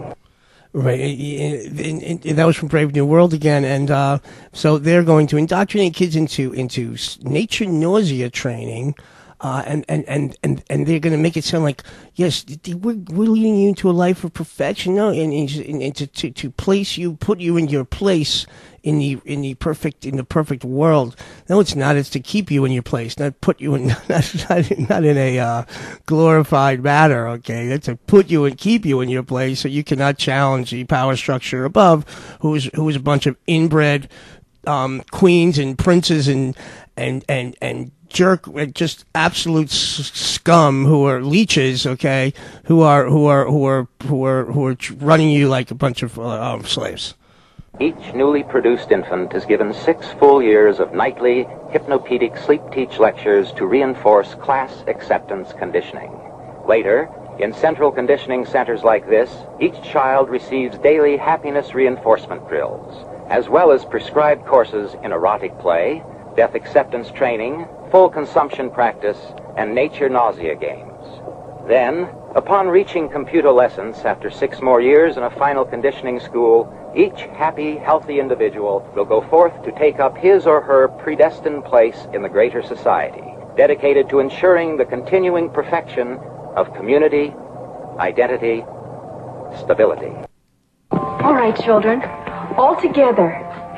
Death is perfect, death is fun, death is good for everyone. Good, very good.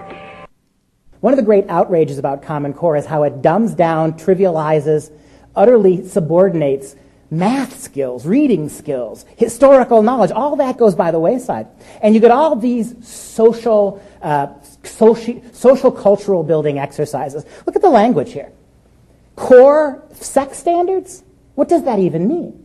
Sexuality standards. Core content and skills. Is that what you're sending your kids to learn? Sex skills? And in Brave New World, you talked about erotic play. And here's another clip from Brave New World along the same lines. Just anything to break any type of moral or even practical or knowledgeable code or instinct in the human in a child, okay, and turn them into a depraved, subservient, follower of orders. Do you want to play Hunt the Zipper? No. Are you sure?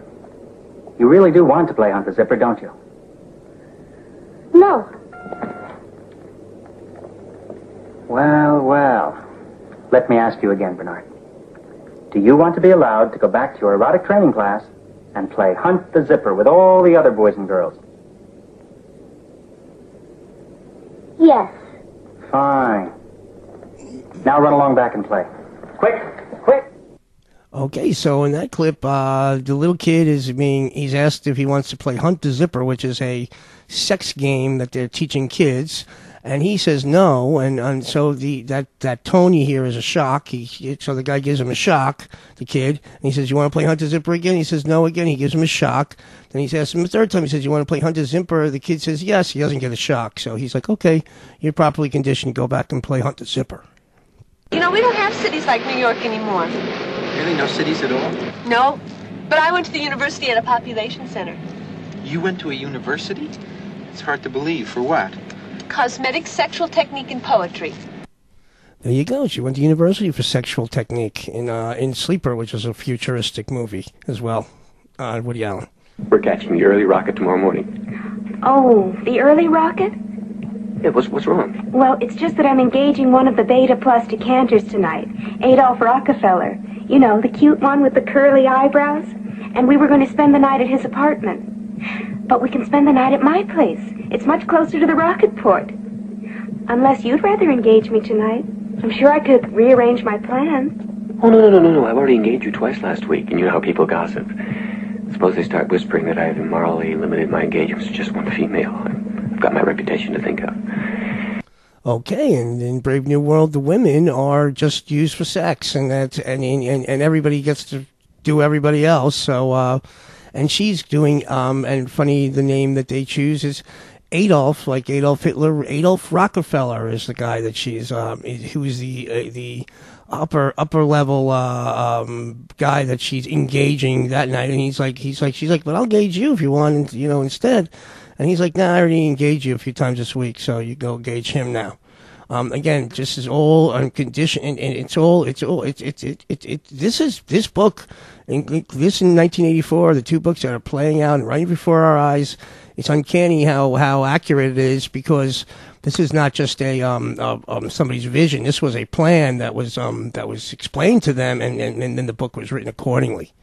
Everyone has been conditioned to want to do the work he has to do, and thus everyone is perfectly happy, perfectly content. No, thank you. I'm just, there's some things that I have to think about and consider. Think. Consider. How awful it must be to be an alpha. And how lucky we are to be gamma. After all, To be good is gamma, because gamma is good. Do you think we betas have nothing better to do than... Of course not. What would we do without you? Where would we be without the efficiency that you betas demonstrate every day? Really, these gammas, they're hardly brighter than a delta. Or even epsilons. Oh, no. I'm sure any delta is much brighter than epsilons like those. That's one of the wonderful things about being a gamma. We're not too stupid and we're not too bright. To be a gamma is to be just right.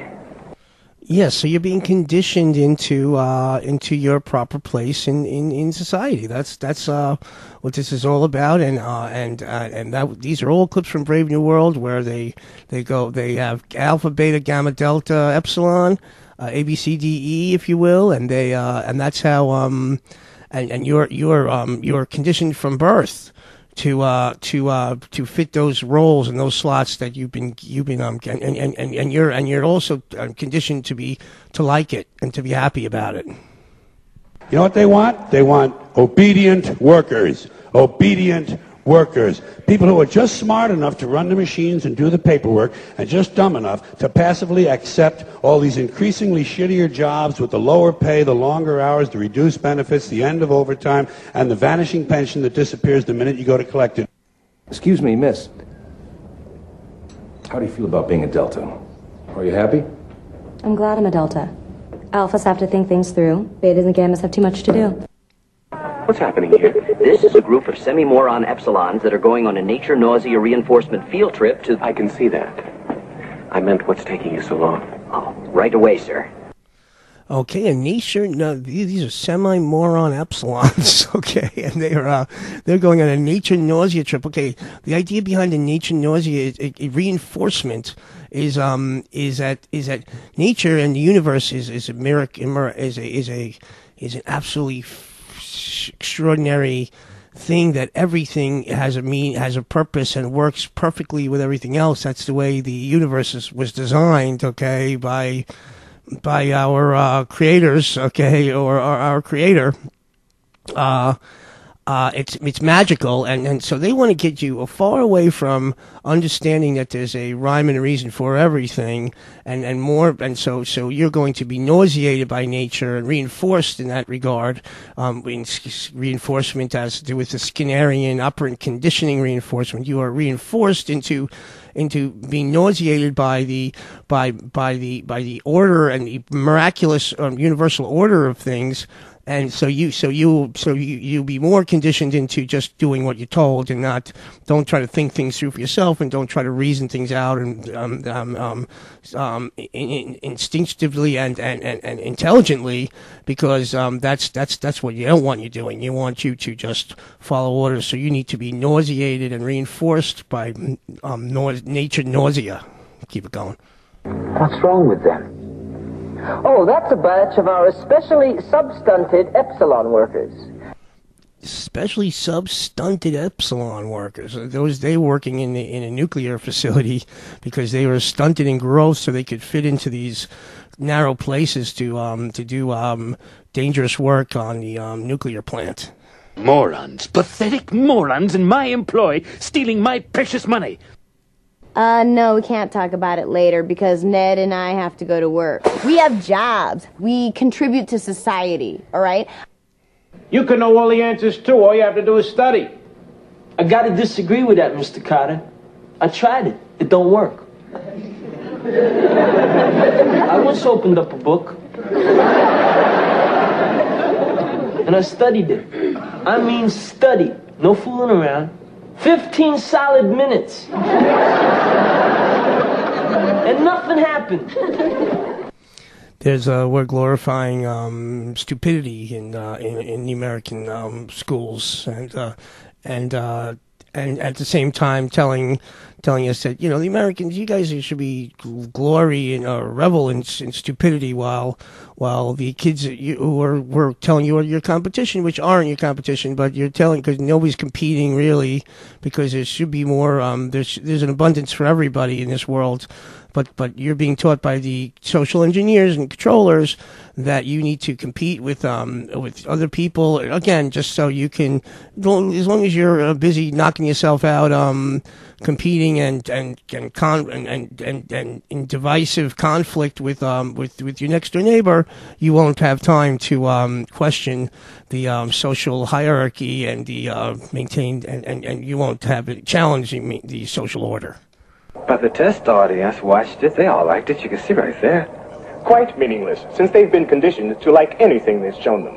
Yeah, exactly. America's Choice, High Skills or Low Wages was released in June 1990 by the National Center on Education and the Economy, known as NCEE, with board members including Hillary Marxist Clinton and David Rockefeller.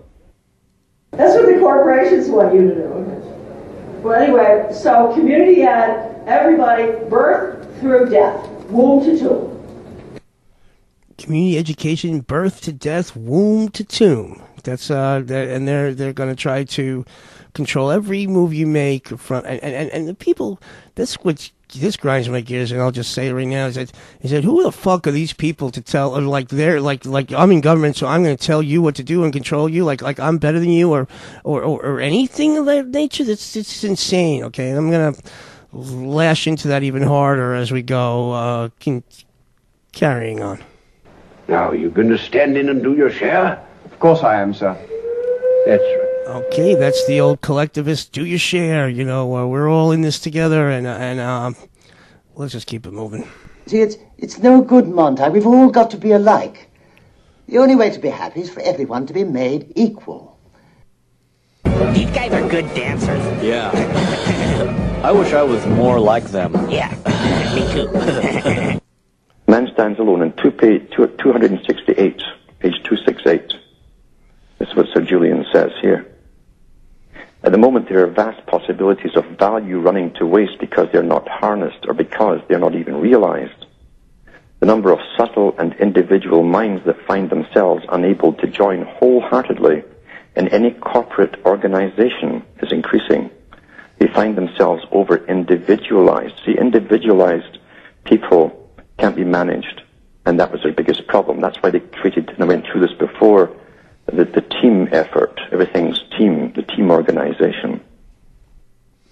Yes, so that was Alan Watt talking about Julian Huxley, who was Aldous Huxley's brother, who was the founder of UNESCO, which is United Nations educational arm.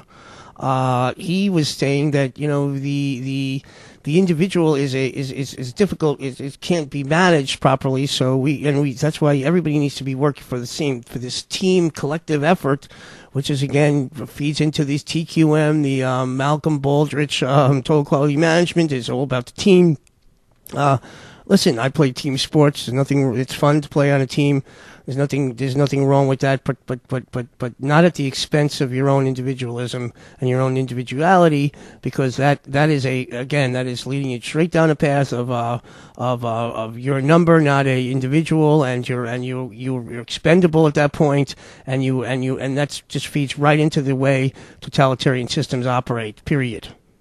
Moving on. The most important single skill set that we need is people educated on the way the world works today, which is a collaborative way.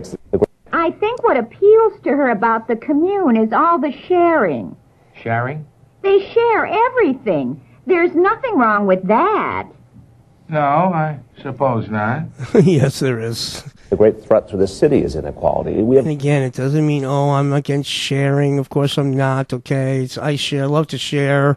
If you cook a big meal and you got food for everybody, it's fun to share with your friends and enjoy things together. Absolutely nothing wrong with that. But that's not what we're talking about here. We're talking about a forced sharing, which is more like a rationing, and it's a collective attitude that eliminates the creativity and individuality and mobility, frankly, and that's what's going on here. Rampant growing inequality, it's going to be unsustainable for the long term. People need a core hope. De Blasio, the mayor of New York, people need a core hope. Let's just play that one again. The great threat to the city is inequality. We have rampant growing inequality. It's going to be unsustainable for the long term. People need a core hope. He's using all the buzzwords: core, sustainable, inequality. These are all buzzwords that really don't. The sentence doesn't really make sense. But that's called neuro-linguistic buzzwording. He's just throwing those buzzwords. That's all you're going to come out. Goes, I heard core, I heard sustainable, and I heard inequality. So inequality's not sustainable core, and so we need common core. Done. I call it communist core because that's what it is. She calls it communist core because that's what it is. I'm Chef, coach of the South Park Cows. Well, I certainly want to thank you for bringing your team down. Apparently nobody else would play us because they knew we'd just beat them silly. So I told the school board to find me some hick school from the mountains, and here you are. You're from South Park, yeah? Yeah. My God, amazing where people can live nowadays. Okay, they don't want people living in rural areas any longer because again, that's individual. You can't control people that way. So they're going to so the big school guy is going to talk down to the guy from the little school in the mountains because the bigger is better and you guys are a hick school and he has a big population center where he draws his talent from. So they're going to again to indoctrinate people into believing that you should move into the city and get the hell out of the country where we can't control you properly. That's what's going on there, and that's another feature of, and again through the schools, through indoctrination. This is all coming about like this. Not to go along with any of the agendas that call for regional government or consolidation, because regionalism, the merging of services, the police forces in one town, police force merges with another one, the schools consolidate, all the little schools merge into a big one. They tell you that's to save money and all. They're lying to you because it doesn't. We know that. It doesn't save money. But what it really is, regionalism is communism. You've got your local regions within your states and sometimes breaking the borders, and then you've got 11 mega regions in the United States. You thought you had 50 states, but no you don't. Now you have 11 mega regions, and you can go to America2050.org if you want to check that out. You are now in the year 2173. Now this is the central parallel of the American Federation. This district is what you probably call the southwestern United States. What kind of government you guys got here? This is worse than California. So any effort that you see out there where they use the word, they don't use the word regionalism that much anymore, they're getting smart. They use the word consolidation. They convince the people, especially in economic downturn times like right now, this tragic time we're going through, that this will save money. They won't have as high taxes. Consolidate, don't do it. We are the major country that's going down to communism, and the rest of the world will follow. They'll call it the global system, the international socialist global system. It is nothing but a totalitarian system. But as man stands alone now, Sir Julian Huxley was the founder of UNESCO. He helped found it to create a world culture by indoctrination of the young worldwide in the same culture to be pliable to the new system that they plan to bring in. Right, and there's Alan Watt again talking about the book called Man Stands Alone, which is a book written by Julian Huxley. Again, he was a very high-power guy within the United Nations. His brother wrote the book Brave New World, Aldous Huxley. He is the founder of UNESCO, where he said that we need to indoctrinate children at a young age to bring in this totalitarian system, this world government system that they were also keen on doing and still keen on doing. Man stands alone. Julian Huxley. Keep it going. They don't want children to think or know anything, no history. It's what you can do for the good of the global economy. I would say globalization is such a mega trend that if our education system doesn't educate people for globalization, that is a huge challenge. The United Nations Educational, Scientific, and Cultural Organization, UNESCO, is the education arm of the United Nations. UNESCO is fast becoming an international school board. This means parents will have no choice, parents will have no say. All children will be under the direction of UNESCO. Right, and just like everything else, United Nations is moving in on running out all our countries, and our country specifically, as well as all the countries of the world, as a world government, and UNESCO is the educational arm of the United Nations world government. Criminals. Cabal. Since last summer, South Korean children have participated in Kids Global Leadership Program, a news initiative launched by the Korean National Commission, which aims to instill the values of global citizenship and leadership in the children of Korea through UNESCO. Self-explanatory there. With the World Health Organization, the United Nations Children's Fund, and Procter & Gamble, whom I especially wish to thank. Okay, World Health Organization, United Nations, UNESCO, and Procter & Gamble is being thanked, and she's especially like to thank her. That's Irina Bokova again, who is the Romanian head of UNESCO, and she's thanking Procter & Gamble for indoctrinating our children into the world government system. With the World Health Organization, the United Nations Children's Fund, and Procter & Gamble, whom I especially wish to thank, we are seeking to harness the power of education to support girls with the right knowledge and skills. The right knowledge and skills, and we're harnessing education. Isn't that nice? And, we want to support the right knowledge, not any knowledge, or support learning or growth in education and intelligence. But, no, we want to support the right knowledge. In other words, that's not supporting. The right knowledge is indoctrination, is propaganda. That's what the right knowledge is. Its thrust, ladies and gentlemen, is the transformation from the school's traditional role as the servant of individual pupils and parents to become the servant of industry and the state. Just as in totalitarian countries, students such as these are to have their career paths and curriculum increasingly directed by this shadowy alliance, a shadowy alliance that most of you don't know anything about. The shadowy alliance. Guess who that is?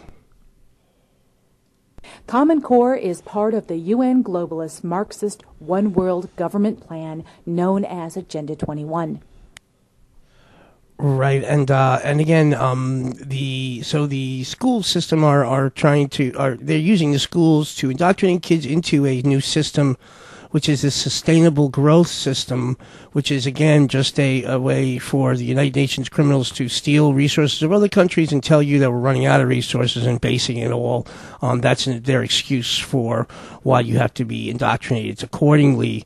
So you'll accept this criminal totalitarian system.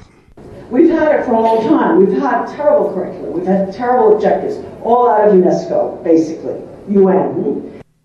There was a rising concern about international competitiveness and whether we were producing kids who were uniformly ready enough to compete in a global marketplace.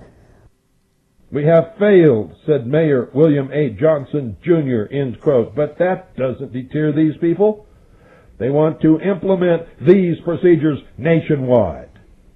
Why doesn't it deter them? Because the whole goal, ladies and gentlemen, is to dumb down the nation so that the people of the United States of America will accept their place in the new socialist world order. Keep that. That's exactly what's going on. They need to dumb down the nation because right now, in the past or 25 years ago, Americans had the best education system and the best, and the richest, and the wealthiest country and the most fortunate people on earth.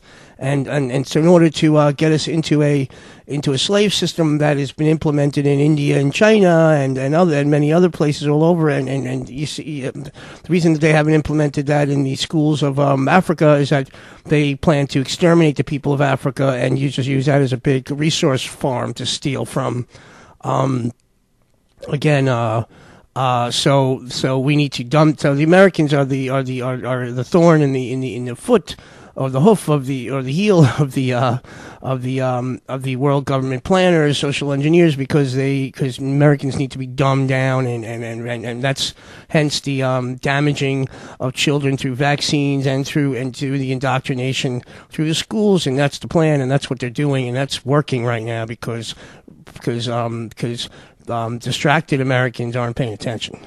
Tied to UNESCO, right? The United Nations global education paradigm, which is systematically designed to elevate non-Western countries while stagnating Western developed ones. UNESCO's, that's a subsidiary of the UN, their education arm, the United Nations Educational and Scientific Cultural Organization. UNESCO developed education for all. Bill Gates was a participant in this, partnered with them. If you look carefully, you will see a great deal of similarity between the UN's Education for All and Common Core. The purpose of this, it is easily concluded, is that to implement Agenda 21, because it is so radical, children have to be educated and taught to believe in this and taught to think that way. Here is Benjamin and his mom, Kelly, and Benjamin, in his class, is actually studying global warming. And as some have referred to, that the best resources on global warming may no longer be in a textbook, may no longer be that easily findable even by regular search. So we've been working with folks like NASA, the Smithsonian, to help take these OER content, or open education resources, already paid for by tax dollars, and figure out how we can tag them and then connect into the federal learning registry, so that now when Benjamin's teacher goes to her portal in the classroom, and I like that analogy that not only can she search and find content, but content can now find her and Benjamin based on looking at the data available in the system on Benjamin and on her curriculum.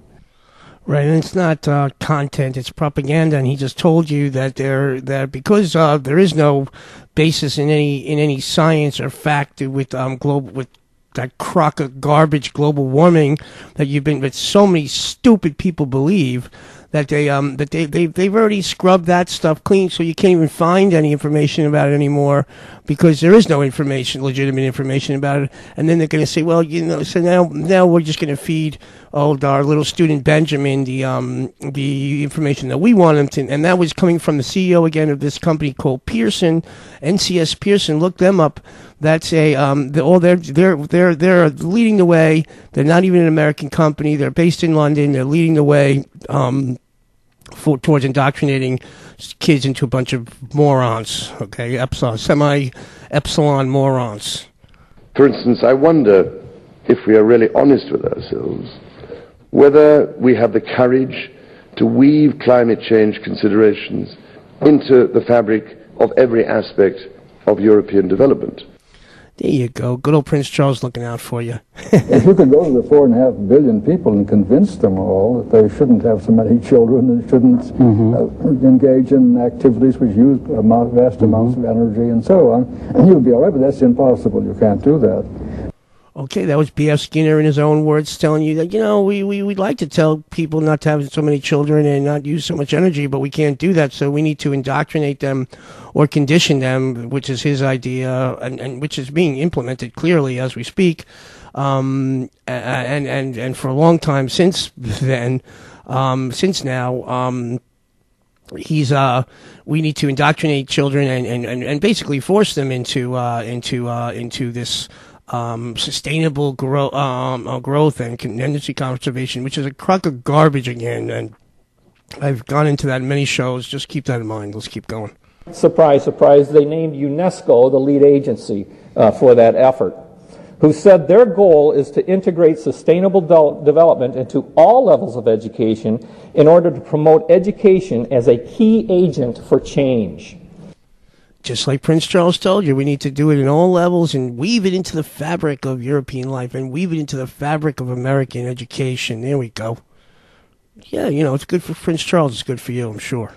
You could train children to be quite happy with using it with a much smaller use of energy. Bathing, for example, the hot bath kind of thing, a big tub full of water, that kind of thing. There's an enormous amount of energy that goes into that, and not to mention the water, which is already in short supply. But with children, you can easily teach them to enjoy cold water. Yes, B.F. Skinner, it's easy. Okay, now he's in an interview with a guy named, this is just twisted to me. His last name's Skinner, and the other guy's name is Whiteley Skinner. Okay, that's the Whiteley Skinner interview. And he's, don't ask me what the hell, you know, if you're going to say, well, Max, you don't think these are their real names? I mean, I don't know. That sounds kind of very convenient that the guy who's interviewing him, his name is Whiteley, and his name is Skinner, White Skinner. Again, and he's telling you that now we could train kids into taking cold baths instead of a hot bath and a shower. Again, this is all, these people are psychos. And again, and again, it's Prince Charles telling you this. And if you look at pictures of B.F. Skinner, I don't want to. I'm not going to dwell on this for more than an instant, but he looks like he looks like the Bushes. He looks like George Bush, HW. Okay, just look at. I'll show you. I'll make a little video. I'll do a comparison for you. Okay, so Whiteley and Skinner, and he's telling you, now, we're going to train your kids to take cold baths and showers now. It's not because the world is so, we're running out of resources and everything like that. That's a crock of garbage, folks. There's an abundance of resources, infinite amount of resources in this world, and this is not because we're not running out of resources. Where these people are trying to keep control of their power and their wealth, and they're going to try to, and the way they're going to do that is kill your stupid ass and tell you that we have to kill you because to do the world better good because we're running out of resources, which is garbage. I'm going to go check on the children. Yeah, you better check on the children for sure. My name is Jung Jae-hoon, and I'm from South Korea. So we had a tour about UNESCO, and I learned a lot about UNESCO, and I was happy that UNESCO was making an effort to help the world, like helping children go to school or making drinkable water for people. Okay, so he said UNESCO. He's a South Korean kid at the UNESCO Summit Conference in South Korea, and somehow, some twisted way, they have UNESCO, which is an educational subsidiary of the United Nations, involved in water consumption. Okay, and he said so. UNESCO is helping teach the kids and teaching them about that we're running out of water, controlling the water supply of the world, which is just another twisted linkage. And what education has to do with the water supply, I have no idea. But that's because drinkable water is now in a question. Because listen, you got global warming, you got air, you're breathing too much air, you're drinking too much water. These are all the things. And carbon is the most common element on Earth, or one of them, and it's all about just every single thing you're doing is illegal and wrong, and we need to get rid. And so we need to just kill your ass, and that'll make the world a better place for Prince Charles and his buddies. In fact, I think our duty as passengers on spaceship Earth is to put a stop to these monstrous acts right away. Oh, yes. Too many people insist on being able to consume at the present rate. Too many people. Too many people are using too much stuff. But if there were less people, they'd be using less stuff. Ted Turner, he's on. He's looking out for you. But how do you make the changes? Education could do some of it, but whether you're going to do it through governments that make it illegal to eat too much meat or something like that.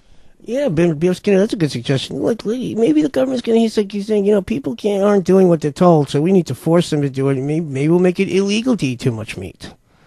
We only kill animals to, quote, thin out their numbers. If we don't hunt, then these animals will grow too big in number and they won't have enough food. So you see, we have to kill animals or else they'll die.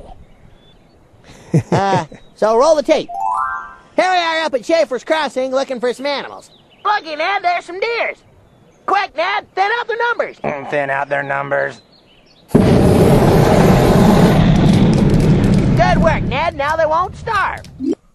You gotta thin out your numbers, man, or else you starve.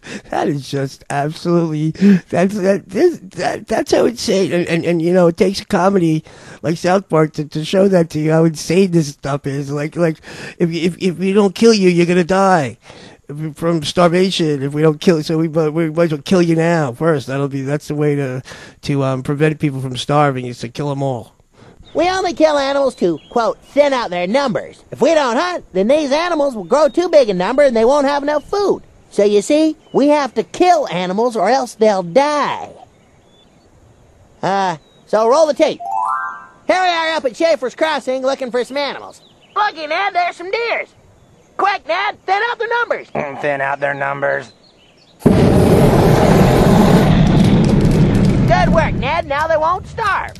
There you go. When our foundation first started up, it was focused on reproductive health. That was the main thing we did, because I thought, you know, population growth in poor countries is the biggest problem they face. You've got to help mothers who want to limit family size have the tools and education to do that. And I thought that's the only thing that really counts. He's laughing at how psycho he is, okay? And he's like, again, he's the only thing that counts to him is limiting family size and, you know, thinning out the numbers. Twisted. I don't like your jerk-off name. I don't like your jerk-off face. I don't like your jerk-off behavior. And I don't like you. Jerk-off. Bill Gates is a really smart guy. Yeah, Glenn Beck is just talking out both sides of his mouth again. Anybody who's following him and thinks he's got anything good to tell you about anything, he's a apparatchik of these criminals, and he's a jerk-off lying one. And again, and as you know, some people are going to think, oh, I'm on the right side, I'm on the left side. I'm not on either of these people's side. These are people, a whole bunch of lying criminals, and Glenn Beck is a total jerk-off. And he's one side of the mouth he's like, oh, I'm against Common Core, and the other side he's like, but Bill Gates is a very smart guy, and so Bill Gates is pushing this thing, and Bill Gates is behind this thing, and Bill Gates is a psychopathic, sociopathic, murdering criminal, and how anybody could say any kind words about him shows you that he's not on your team. Period. Glenn Beck. Oh my God, he's an idiot. We can't rehabilitate him, then the best thing to do is to euthanize him. Yeah, that was from the Dog Whisperer again. No, we can't help. We can't rehabilitate you. Might as well just euthanize you. That's again how this dog guy comes into. We're applying all of his techniques to humans.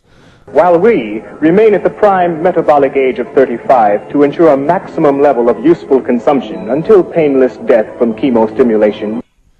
Okay, so in Brave New World, he said that we want to maintain people at a productive age of 35 until we can't use them anymore, and then we're going to have a painless death from chemostimulation. There you go. Isn't that interesting? How they so chemo is used to kill people in Brave New World. Isn't that interesting?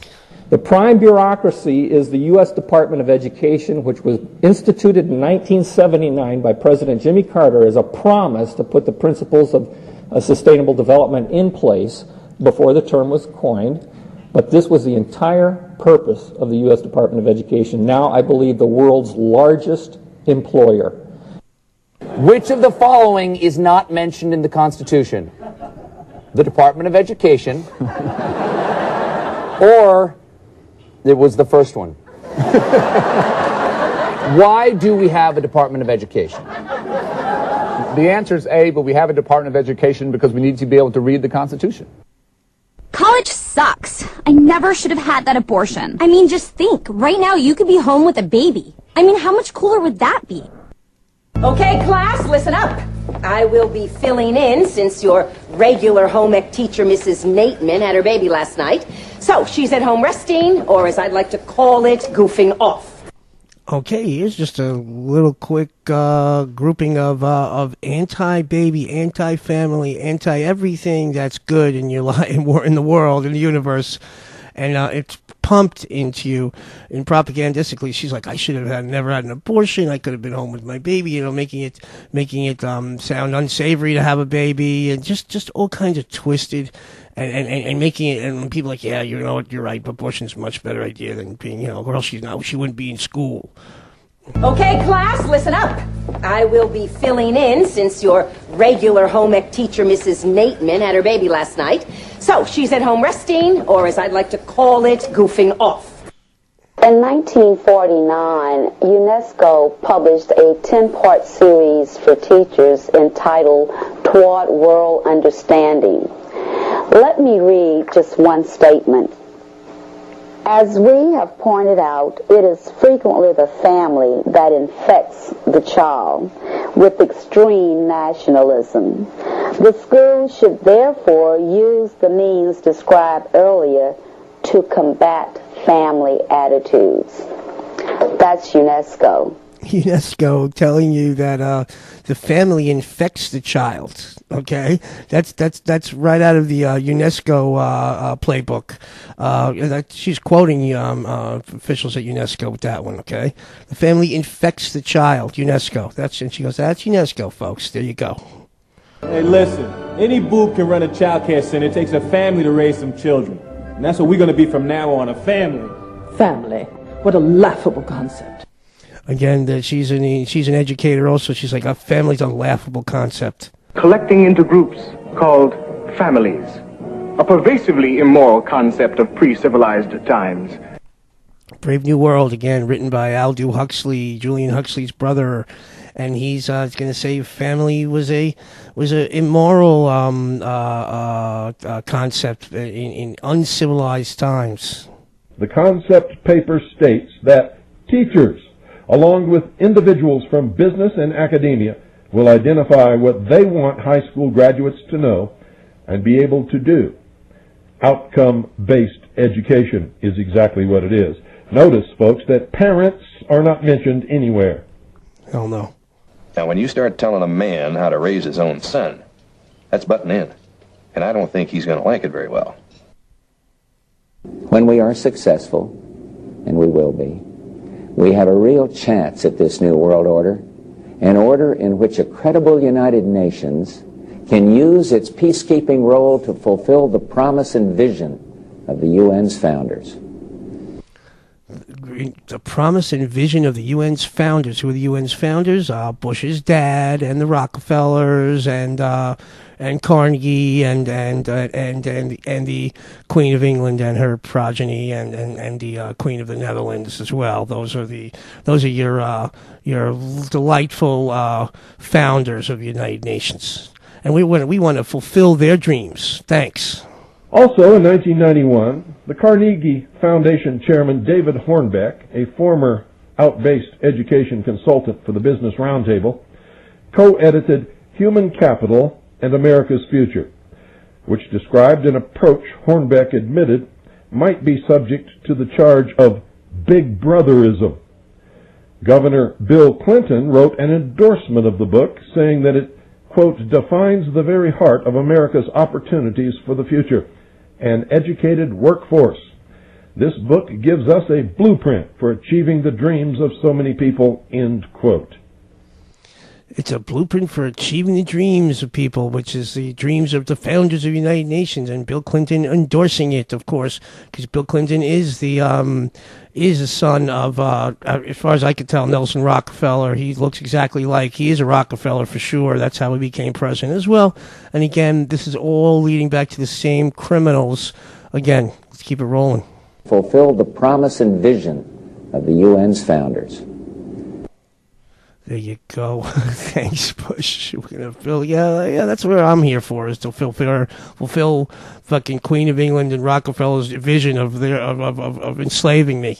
Thanks. I'm going to go into Sir Julian Huxley, the brother of Aldous Huxley, and those who have read Brave New World by Aldous Huxley can pretty well testify he had the future all sussed out because they planned it that way. We are also the largest trustee of student data. So our student information system, PowerSchool, has seen some really explosive growth. And what we've seen over the last decade is that as student records moved from print to PC-based to now online, it's an unbelievable growth and pickup. And we've recently introduced the iPhone application, and over 600,000 people have downloaded that iPhone app to have their records available with them in their pocket, and we think that's just the beginning. You know, is the CEO of this company, Pearson, again, which he's talking about an iPhone app now too, so you can have all your papers on with you all the time. All your data about your school is on your iPhone now, so you can be, when you can present it upon demand. To the Gestapo when they say where's your we need your school. So and that's so this is about, this segment is going to be, and we're coming down the backstretch of the show. I know it's been a long one. Coming down the backstretch on this Common Core Maintaining the Social Order Part 2 show. Anyway, so I'm going to get into now we're going to talk about all the data that they're mining and collecting on you, so you can and they want this to be, again, womb to tomb, cradle to grave, folks, and this is again how you're going to be controlled by a bunch of lying, murdering criminals. We have a complete dossier on you. Richard Blaine, American, age 37, cannot return to his country. The reason is a little vague. We also know what you did in Paris, Mr. Blaine, and also we know why you left Paris. Don't worry, we are not going to broadcast it. Oh, my eye's really brown. Exactly, and that was from Casablanca, where the Nazis are like, we have a complete dossier on you, Mr. Blaine, Mr. Rick. And this is now we're being presented as it's a good thing, and you're gonna see. Oh yeah, you're gonna hear it. They're gonna hear it right from their mouths right now, coming in this segment on the data mining and collection of every single heartbeat on Earth. Continuing. BOLOGNA. Winner! Congratulations, Steve. You have a skill that computers have made obsolete. It's data-driven, basically profit-driven data. And they're heavily involved. They have a contract with Stanford University and a company called Achieve Inc., and through the funding by J.P. Morgan Chase, Bill and Melinda Gates Foundation, Lumina Foundation, they designed the Common Core standards. And a lot of people don't realize that. See, once I get enough samples, I aim to feed them all into a computer and program it. What I'll get back is an instant geographical rundown on a person. I really think it'll be more important than fingerprints in police work. Okay, we're gathering data where the Common Core standards designed by Pearson, NCS Pearson, Bill Gates Foundation, and Lumina Foundation, all working on the same team. They're the ones who are just taking your tax money, lending it back to you to pay for school that's already been paid for your tax money. And so basically it's just a 98% skim going on here, and again, and nobody seems to notice, nobody seems to care. We just carrying on, diddling with our iPhones like everything's going to work out fine. See, once I get enough samples, I aim to feed them all into a computer and program it. What I'll get back is an instant geographical rundown on a person. I really think it'll be more important than fingerprints in police work. Reed Hastings, who's the CEO of Netflix, He also sits on the board of Facebook. He also sits on the board of the California Charter School Association. He is heavily involved. He's heavily involved in rocket ship learning. Rocket ship learning uses this IT entity called Dreambox for their interactive model. Basically, the IT world has infiltrated into the education industry, and they are just coming up with ideas by the minute on how to produce data. There you go. Reed Hastings, CEO of Netflix, and others, is deeply involved again in gathering data and proud to produce more data so we can keep a closer eye on your stupid slave ass. So one of our partners, Possibility U, has come up with an application that essentially says, well, based again on that student data, they can create what they call an admissions heat map. So what you can see, maybe, on the y-axis will be the likelihood of what schools the student could get into. On the x-axis, what's the likelihood of getting financial aid? That was the Pearson CEO again talking about just taking. They're going to use the data to decide where you're going to go from here, and where you're going to be slotted for next. We need longitudinal data systems that track student performance and are linked to the teacher. Bill Gates talking about we need longitudinal data systems again, and who's going to supply, who's going to orchestrate that stuff? Old psychopath Bill Gates and his beautiful people at Microsoft. We need longitudinal data systems that track student performance and are linked to the teacher. So let's talk about bullying. Turns out that more than 160,000 students miss school every day because of fear of being bullied. So now, using open data protocols, one of our partners named School Reach has created the cyberbully hotline. So if a student sees somebody harassing somebody on the bus, a quick click of a button, the information is sent to an operator who immediately will be contacting the Department of Transportation, the bus driver, and the student's counselor to be on board and to address the situation. Again, based on open data. That's the Pearson guy again, and again, they come up with an app for for bullying. So now, if you get bullied on the bus, some kid can send a complaint to his app, and then the police will escort you off to school bus without a judge, or jury, or trial. Just to because you're a little kid, because you said something to some little kid that they don't like when you're a little kid. Isn't that nice? That's the Big Brother enough for you? In Oceania, nothing is efficient except the thought police. They have to cooperate. Jay Rockefeller, you better cooperate, slave. Tonight I can announce that with the support of the FCC and companies like Apple, Microsoft, Sprint, and Verizon, we've got a down payment to start connecting more than 15,000 schools and 20 million students over the next 2 years. The global computerized system requires that every heartbeat on this planet be in the computer. But we need these new measurement systems to identify our best teachers and reward them and help others learn from them. We need these measurement systems to see what curriculum and instructional tools and training approaches work best. Yeah, anything Bill Gates tells you can be sure is a total lie, crock of shit. So if he's like, yeah, we need this to help you and just good for you. Yeah, right. Tucker's HRDP would also include everyone's employment histories for their entire lifetime, as everyone would be, quote, lifelong learners, end quote, if not lifelong workers. In an email to friends and family obtained by ABC News, the governor's office went after Wildstein. Claims that as a 16-year-old kid, he sued over a local school board election. He was publicly accused by his high school social studies teacher of deceptive behavior.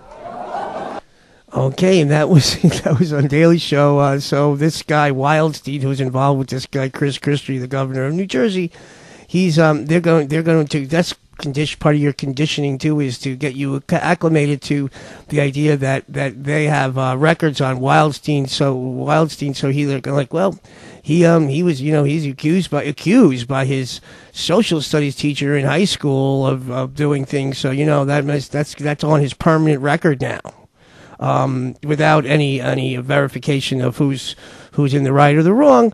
That's just a condition, your stupid ass, and they're putting it right in your face, folks. Here, that was it. The stimulus package contains funding for longitudinal data systems. I hope you will use this funding to support systems that track student performance from early childhood education through high school and college and into the workplace. Okay, throughout your life, we're tracking you, and this is a good thing. It's a thing, if Bill Gates tells you it's a good thing, it must be good, isn't it? The great opportunity you have is to remold the entire American system for human resources development.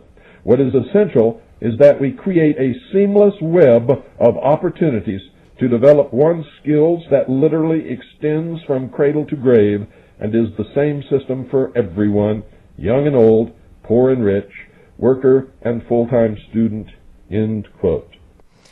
Bill Cooper's telling you that, and seamless is a big word these days. Another one of those words. It's like game changer and seamless, and it's all good. It's all anything, and seamless is a very popular website now for getting food delivery here in New York. But it's just everything's seamless, and it's just everything working so groovy and good, and it's a seamless web of data that we have you caught in a web, caught in a web.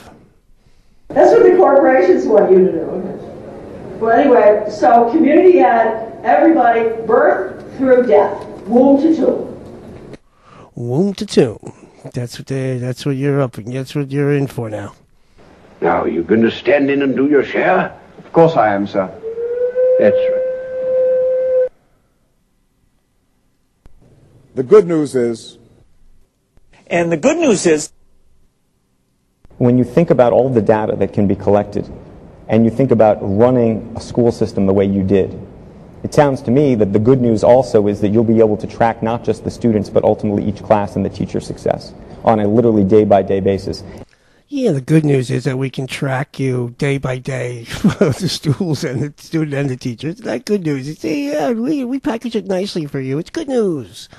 Good news that you're being, and who is the person that's tracking your ass, okay? Is it some absolute psychopathic moron who knows best for you or something like that? Who is that is tracking you? Who needs to be tracking you?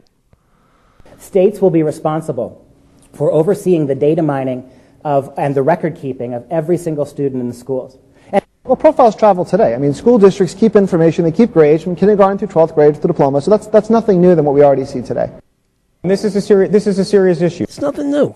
You are going to be able, not only are you going to be able to track, you have to make this work, you have to be able to track the students. And ultimately, I imagine you'll track not only what they're reading, but where they are and at what time they're learning best. All of those things. Yeah, works best. To make this thing work, we need to track your ass. Who's we? Okay, him?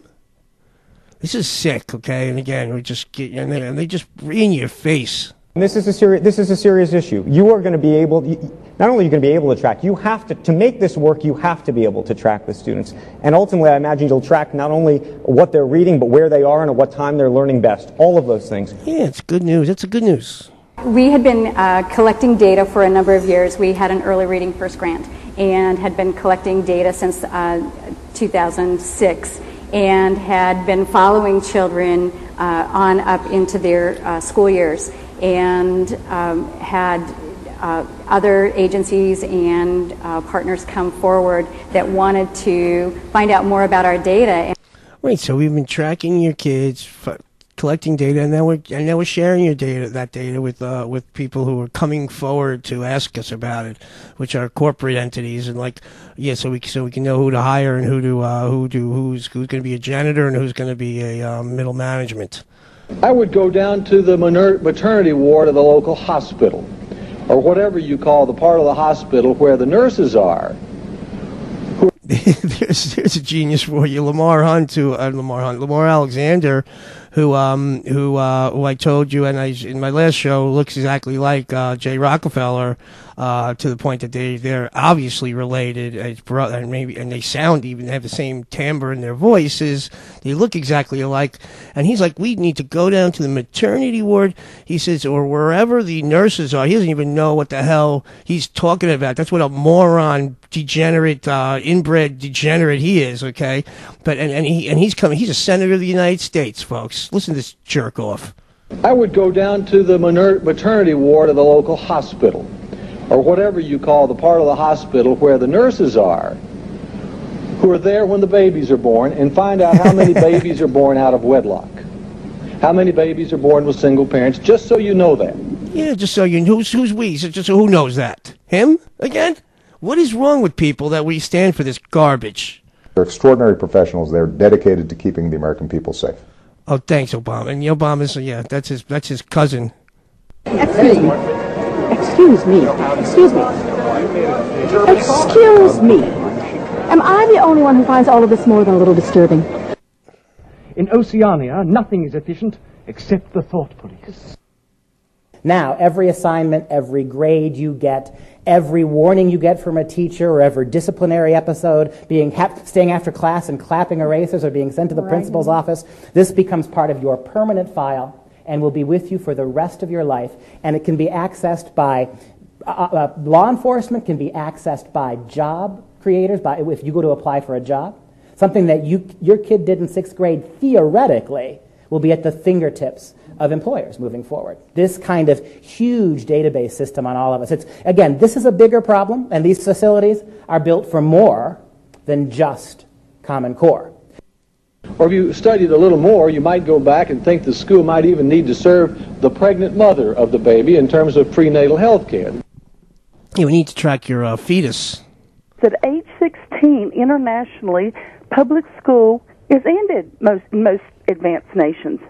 And I would like to have our school systems in America aim for that age 16, so children could use their Social Security benefits from their elderly parent, their death of a parent, or if they're already on Social Security at the ages 17 and 18, to go to college or to a vocational college.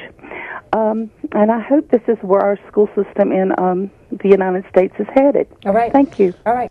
I was on C-SPAN, and I'm not sure, you could do that one what you want, but I'm not sure how many 17-year-olds are on Social Security, but according to this psychopath, and of course that's a contrived, scripted caller into a C-SPAN show about Common Core, and she's all over the place saying that kids need to graduate high school at 16 and then take their dead parents' Social Security money to use to spend to college. That's just absolutely insanely twisted to me. And again, and the lady and the people, the hosts on C-SPAN are like, yeah, okay, great, that's a great idea. You know that you are being run by people who are insane, and you don't know. You're a thought criminal. Engineering of the education of our children, using our children to spy upon the parents and the community, and as a method of social engineering for the future socialist totalitarian one world government. I won a medal! Hello. Ah, Smith. What's this? Who won a medal? I did. What? Oh, Tom, she was out with her troop of spies on a country hike. Oh, let's sit down and hear all about it. And she got 2 other girls to go with her, and they slipped off from the hike. Why did they do that? We were following this strange man I saw. I was sure he was some sort of enemy agent. Parachuted, perhaps. He was a foreigner. Well, how do you know? Well, he was wearing a funny kind of shoes. I never saw anybody with shoes like that before. Oh, pretty smart, huh? How's that for a sharp eye? Go on, you trailed him. For 2 whole hours. And when we got to Barnet, we told the patrols. And then? They arrested him, of course. They took him away to the Ministry of Love. The Ministry of Love? Oh, it'll be into there, all right. It's on her word. Yeah, Winston's like, on her word. They took him to the Ministry of Love, is where they torture people in 1984, where that clip is from. And and so Parsons' kid is a little Nazi girl like Hitler Jugend, who spies on people, and they're gonna take a little girl's word for it. because he had some guy was wearing a peculiar pair of shoes that she had never seen before, and so they took him away to torture him, and then later in the movie, or in the book, you will see that that Parson is actually executed because of his that same daughter turned him in as a thought criminal. Okay, that's where this is all going. So you're indoctrinating kids to spy on them, on their parents and on members of their communities, and this is all being implemented in front of your face. Did you ever regret making your neighbors go away, and why? This is from a Common Core, again, from a promotional video from Common Core, where this little girl says, did you ever regret making your neighbors go away? And she's asking another girl that in the class, and they're calling this an exercise in the class, and the other little girl, these are children, she's like, well, my neighbor doesn't mind his own business anyway. Like that's what children are worried about, is their neighbors minding their own business. Again, just absolutely insane. And this is in a promotional video on Common Core. Okay, insane. Let's play that again for you. Did you ever regret making your neighbors go away, and why? No, I didn't regret it because they were always not minding their business, and I already had a friend who was helping me, so I wasn't really lonely. Alina takes notes on how the kids do with a task, which she'll share later with her colleagues. Okay, so they're teaching kids to spy on their neighbors and parents, and indoctrinating them in that manner, and glorifying it as well, and bragging about it, isn't it? She's like, yeah, she'll go share that with the proper authorities later on. Isn't that great? This is sick stuff, folks. Where's my supper? A moment, dear. And I want mine. Someday I'm going to be a child hero. You've got to make us strong. We're the glorious generation. We're going to track down all the thought criminals and traitors. We'll shoot them. We'll vaporize them. Whoever they are. Some psycho little kids that are, and like I said, those are the kids who turned in their own father, and he was executed accordingly, on the word of his little kids who've been indoctrinated. Isn't that beautiful? 1984, folks. It's hard to believe that anybody would deliberately do this to children, but they are. They're evil people. Yes, they are evil people. Okay, so we're getting down to the final stretch here on the show. It's been almost 3 hours. It's a long show, I know, and I'm glad you're bearing with me and hanging in there. And if you need to pause the show and restart it, and so you can hear the whole thing, that's great. Like I said, sometimes it's just hard to keep dividing the show into different parts. So I figure let me just bang it all out here, and you can listen to it as you like. We're getting down to the backstretch. I'm going to do a small segment on teachers. And that'll be the end of the Common Core Maintaining the Social Order shows. So let's keep it going. Got a few more minutes down the backstretch. Max Rat Deconstruction Zone, here we go. Shut up, slave. I've concluded that classroom teaching is perhaps the most complex, most challenging, and most demanding, subtle, nuanced, and frightening, I love that word, frightening activity that our species has ever invented. The only time a physician could possibly encounter a situation of comparable complexity would be in the emergency room of a hospital during or after a natural disaster. Now, I mean, that's got to be right? This is a lady, Charlotte. Her name's Charlotte Danielson, who's credited with, and she's not. She's just a puppet script reader, but she's credited with designing this whole Common Core teaching syllabus, if you will, and she's or standards or techniques. And she's all over the place with, like, teaching is as frightening as a physician in a hospital during a natural disaster. I don't know what the hell that's supposed to mean. It's just because this is all buzzwording, neurolinguistic training for your stupid conditioned ass, and I'm sorry that if you don't fall into that category, I'm sorry. I'm not trying to disparage my listeners, but these people are a bunch of psychos, okay? And this is all insanity, and I'm showing it to you. This is all out there and these are people, and teacher friends of mine told me, look up this woman, Charlotte Danielson, because she's the one running the show in this thing. She's a psychopath. I looked her up. I don't think people realize how hard it can be sometimes to be a teacher. I mean, it really is a very difficult job, and I've only done it for 1 year, and I know the first year is supposed to be the hardest, but... Okay, what they're going to do is okay, so all the propaganda in the media is about how we don't need teachers are a bunch of idiots, and we don't need them anyway, and because like I said, because the earlier in the show I said, because the corporate structure is the teachers are expensive, so hiring workers are expensive, especially workers who have qualifications, who need specific and intense and real and large amounts of knowledge and training. So they're trying to eliminate as many teachers as they can. And so what they're going to do in all these TV shows and movies are going to make it like, well, teachers are a bunch of idiots anyway. That's what that's all about. So what we'll also hear is that technology is going to bring about a dramatic change in education. And the terms that they use are customization, personalization, and individualization. That's a hoax. What they really mean is that they'll put kids on a computer, they'll cut the number of teachers, there'll be a barn somewhere in Kansas with a teacher, and that teacher will be monitoring a couple of hundred screens. And think of the savings. They don't want the teachers anymore. They've got Teach for America, they get these young college kids coming out who've all been trained in Marxism to go into the classroom and check the computer. We don't identify effective teachers. We don't reward effective teachers. We reward teachers for things that do not identify effective teaching, like seniority and master's degrees. And we don't reward teachers based on the one thing that does identify effective teaching, which is their past performance. That's Gates again and again. Any word out of his mouth is subversive, to say the least. And he's like, yeah, we're not evaluating teachers correctly. And his idea will be, well, let's just get rid of all of them. I think that there'll be more online class options. So if my school doesn't teach German and I want to learn that, or it doesn't teach Mandarin and I want to learn that, you'll be able to take live online classes and they'll be very, very good.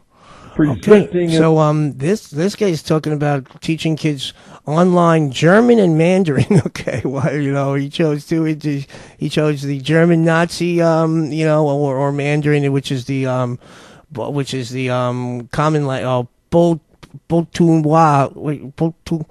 It's Botunhua, which is the I think that's how you say it in Chinese, which is the common language. Okay, Common Core Mandarin. I've always got goals for the classroom. I always have goals for my students. I'm a teacher. But I always told myself, for me, within the first 5 years, I want to win Teacher of the Year at Harrison High. And I'm hoping to pull it off this year. Presenting as undisputed fact the bizarre notion that teachers, not parents, are the traditional instructors in the age-old task of teaching the child the art of living. Again, just there's a war against teachers, and again, because they got too much pensions, they got too many.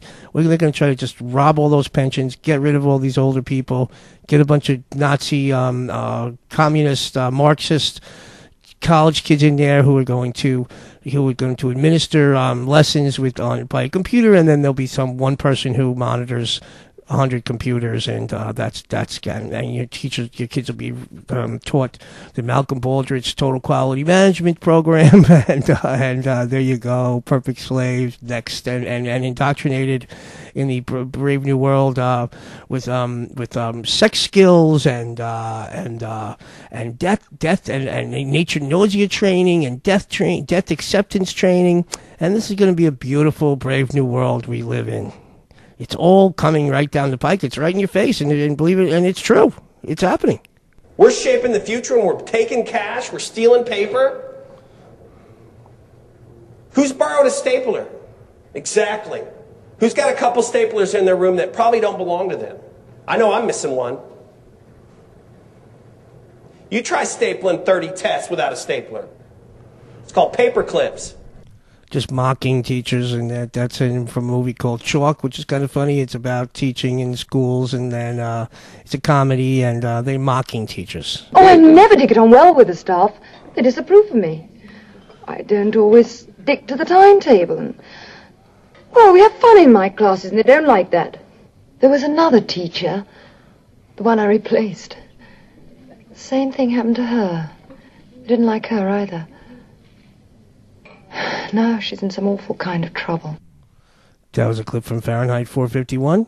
Well, I taught at Harrison High School for 5 years. I was the choir director, actually. And I wasn't planning to be an AP at all. Maybe someday down the line, but certainly not this year. But I guess, as everybody knows now, Mr. Fletcher was found guilty. So there was an opening. Okay, so in that movie Chalk, she was a choir teacher. She becomes they put her in assistant principal because the assistant principal was arrested, was convicted of some sort of a impropriety at the school, and so there you go again, just making it like this, like the teachers are the problem and in a disarray. Well, I taught at Harrison High School for... The standards illustrate a mistrust of teachers. Absolutely, the standards illustrate a mistrust of teachers, which is exact, and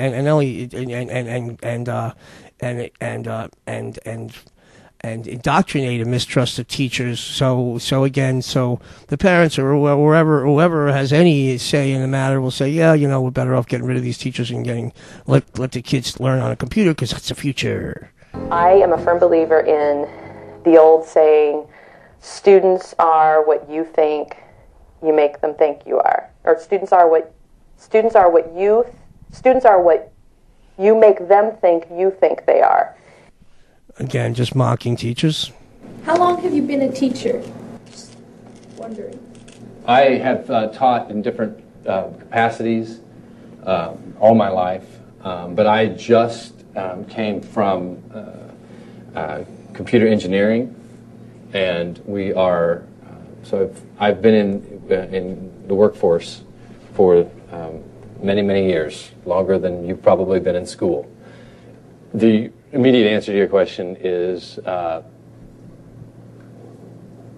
been teaching about an hour and 10 minutes. This is our new math called connected mathematics. Students learn that mathematics is man-made, that it is arbitrary, and good solutions are arrived at by consensus. Most of us assume 2 + 2 is always going to equal 4. You're wrong. We might reach a new consensus. Miss Crown? Yes. I don't see that in the book. No, it's not in the book. Are you saying that the textbook is wrong? Well, what do you think? How would I know? I don't know more than the World Consensus textbook. Neither do you. You're just one person. Who do you think you are? Kid talking back to the teacher, talking about the World Consensus textbook is what they use in the school. That's in Brave New World again. We're introducing them to math concepts where they have to share their thinking and delve a little bit deeper into the math. Consensus, sharing your thinking again, and that's where math is going to be taught now, which is again, and that's just that was from a Common Core promotional video. Submitted for your approval, a boy suffering the tortures of algebra. He went looking for easy answers, but somehow it didn't add up. Let x equal an unknown quantity. Let y go left unanswered. If 6 bald men get on a train going 100 miles per hour, how many stops before you reach the Twilight Zone? School to Work, Job Ready is not a voluntary program, as all students will have to participate in it regardless of what they have told you. According to the Governor's Commission on Workforce Preparedness, quote, the Commission proposes the elimination of the general track requiring all students to be enrolled in a job-ready program, end quote. Charter schools are lethal.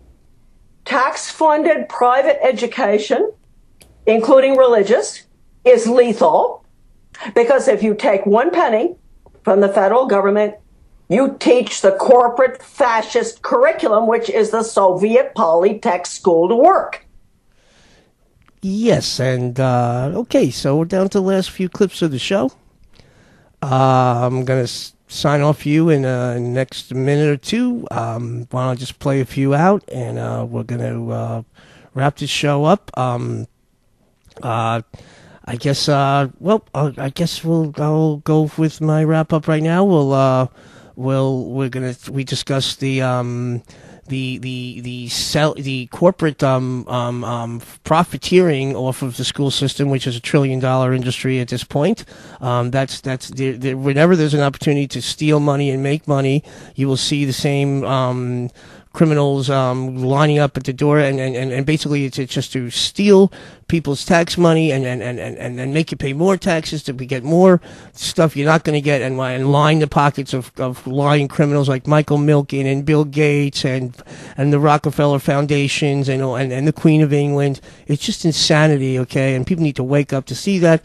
I discussed the way that they are going to pit us against each other, and whether it's Americans against Asians, and the Asians are out competing us now, so you guys got to compete more. That means we have to stick you in school for longer periods of time, which is not to prepare you better for competition.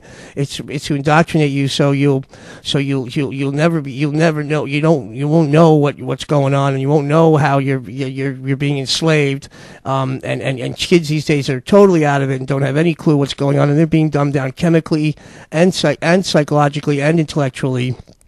Then you have UNESCO, which is the broader picture of the United Nations arm of the Department of Education, American Department of Education, and that's going to be to implement all these nonsense globally, and again to maintain the power structure, to maintain the social order.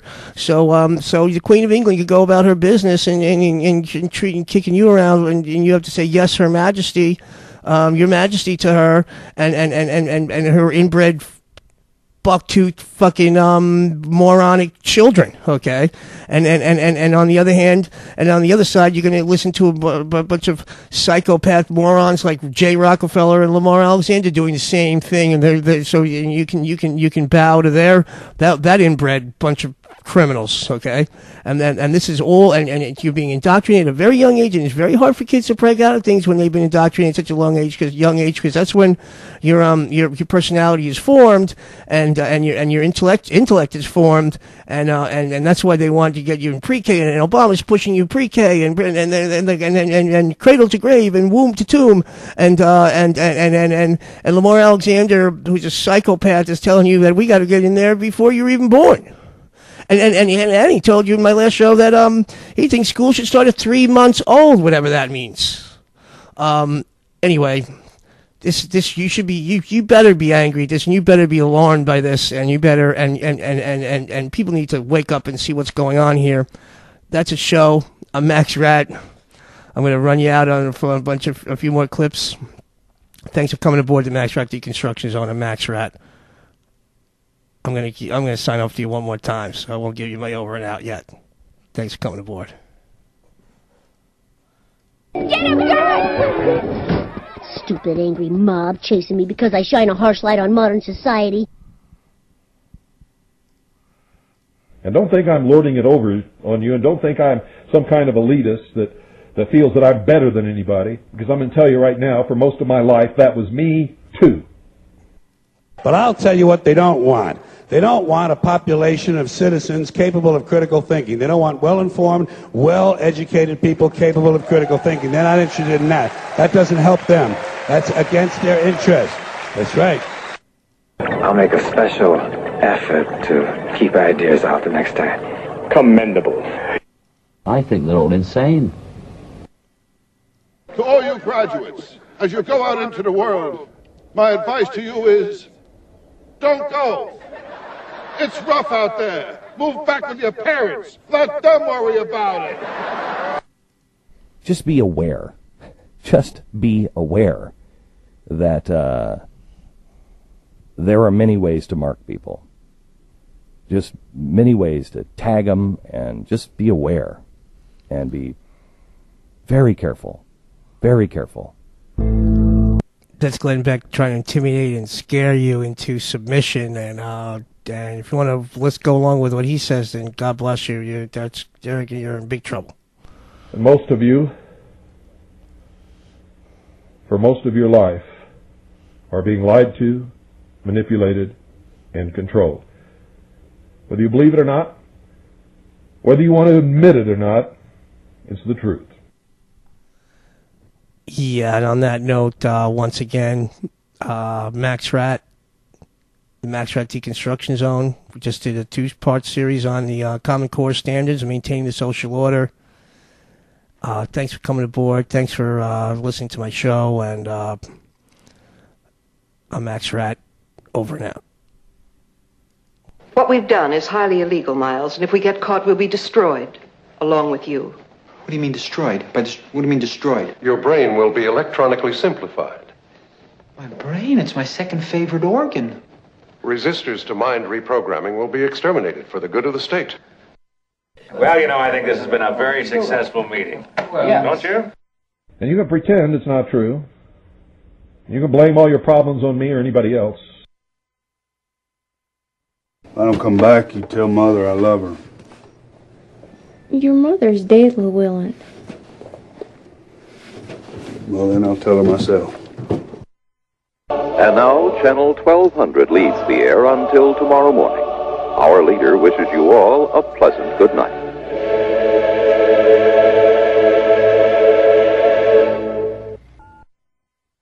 Batmobile over and out.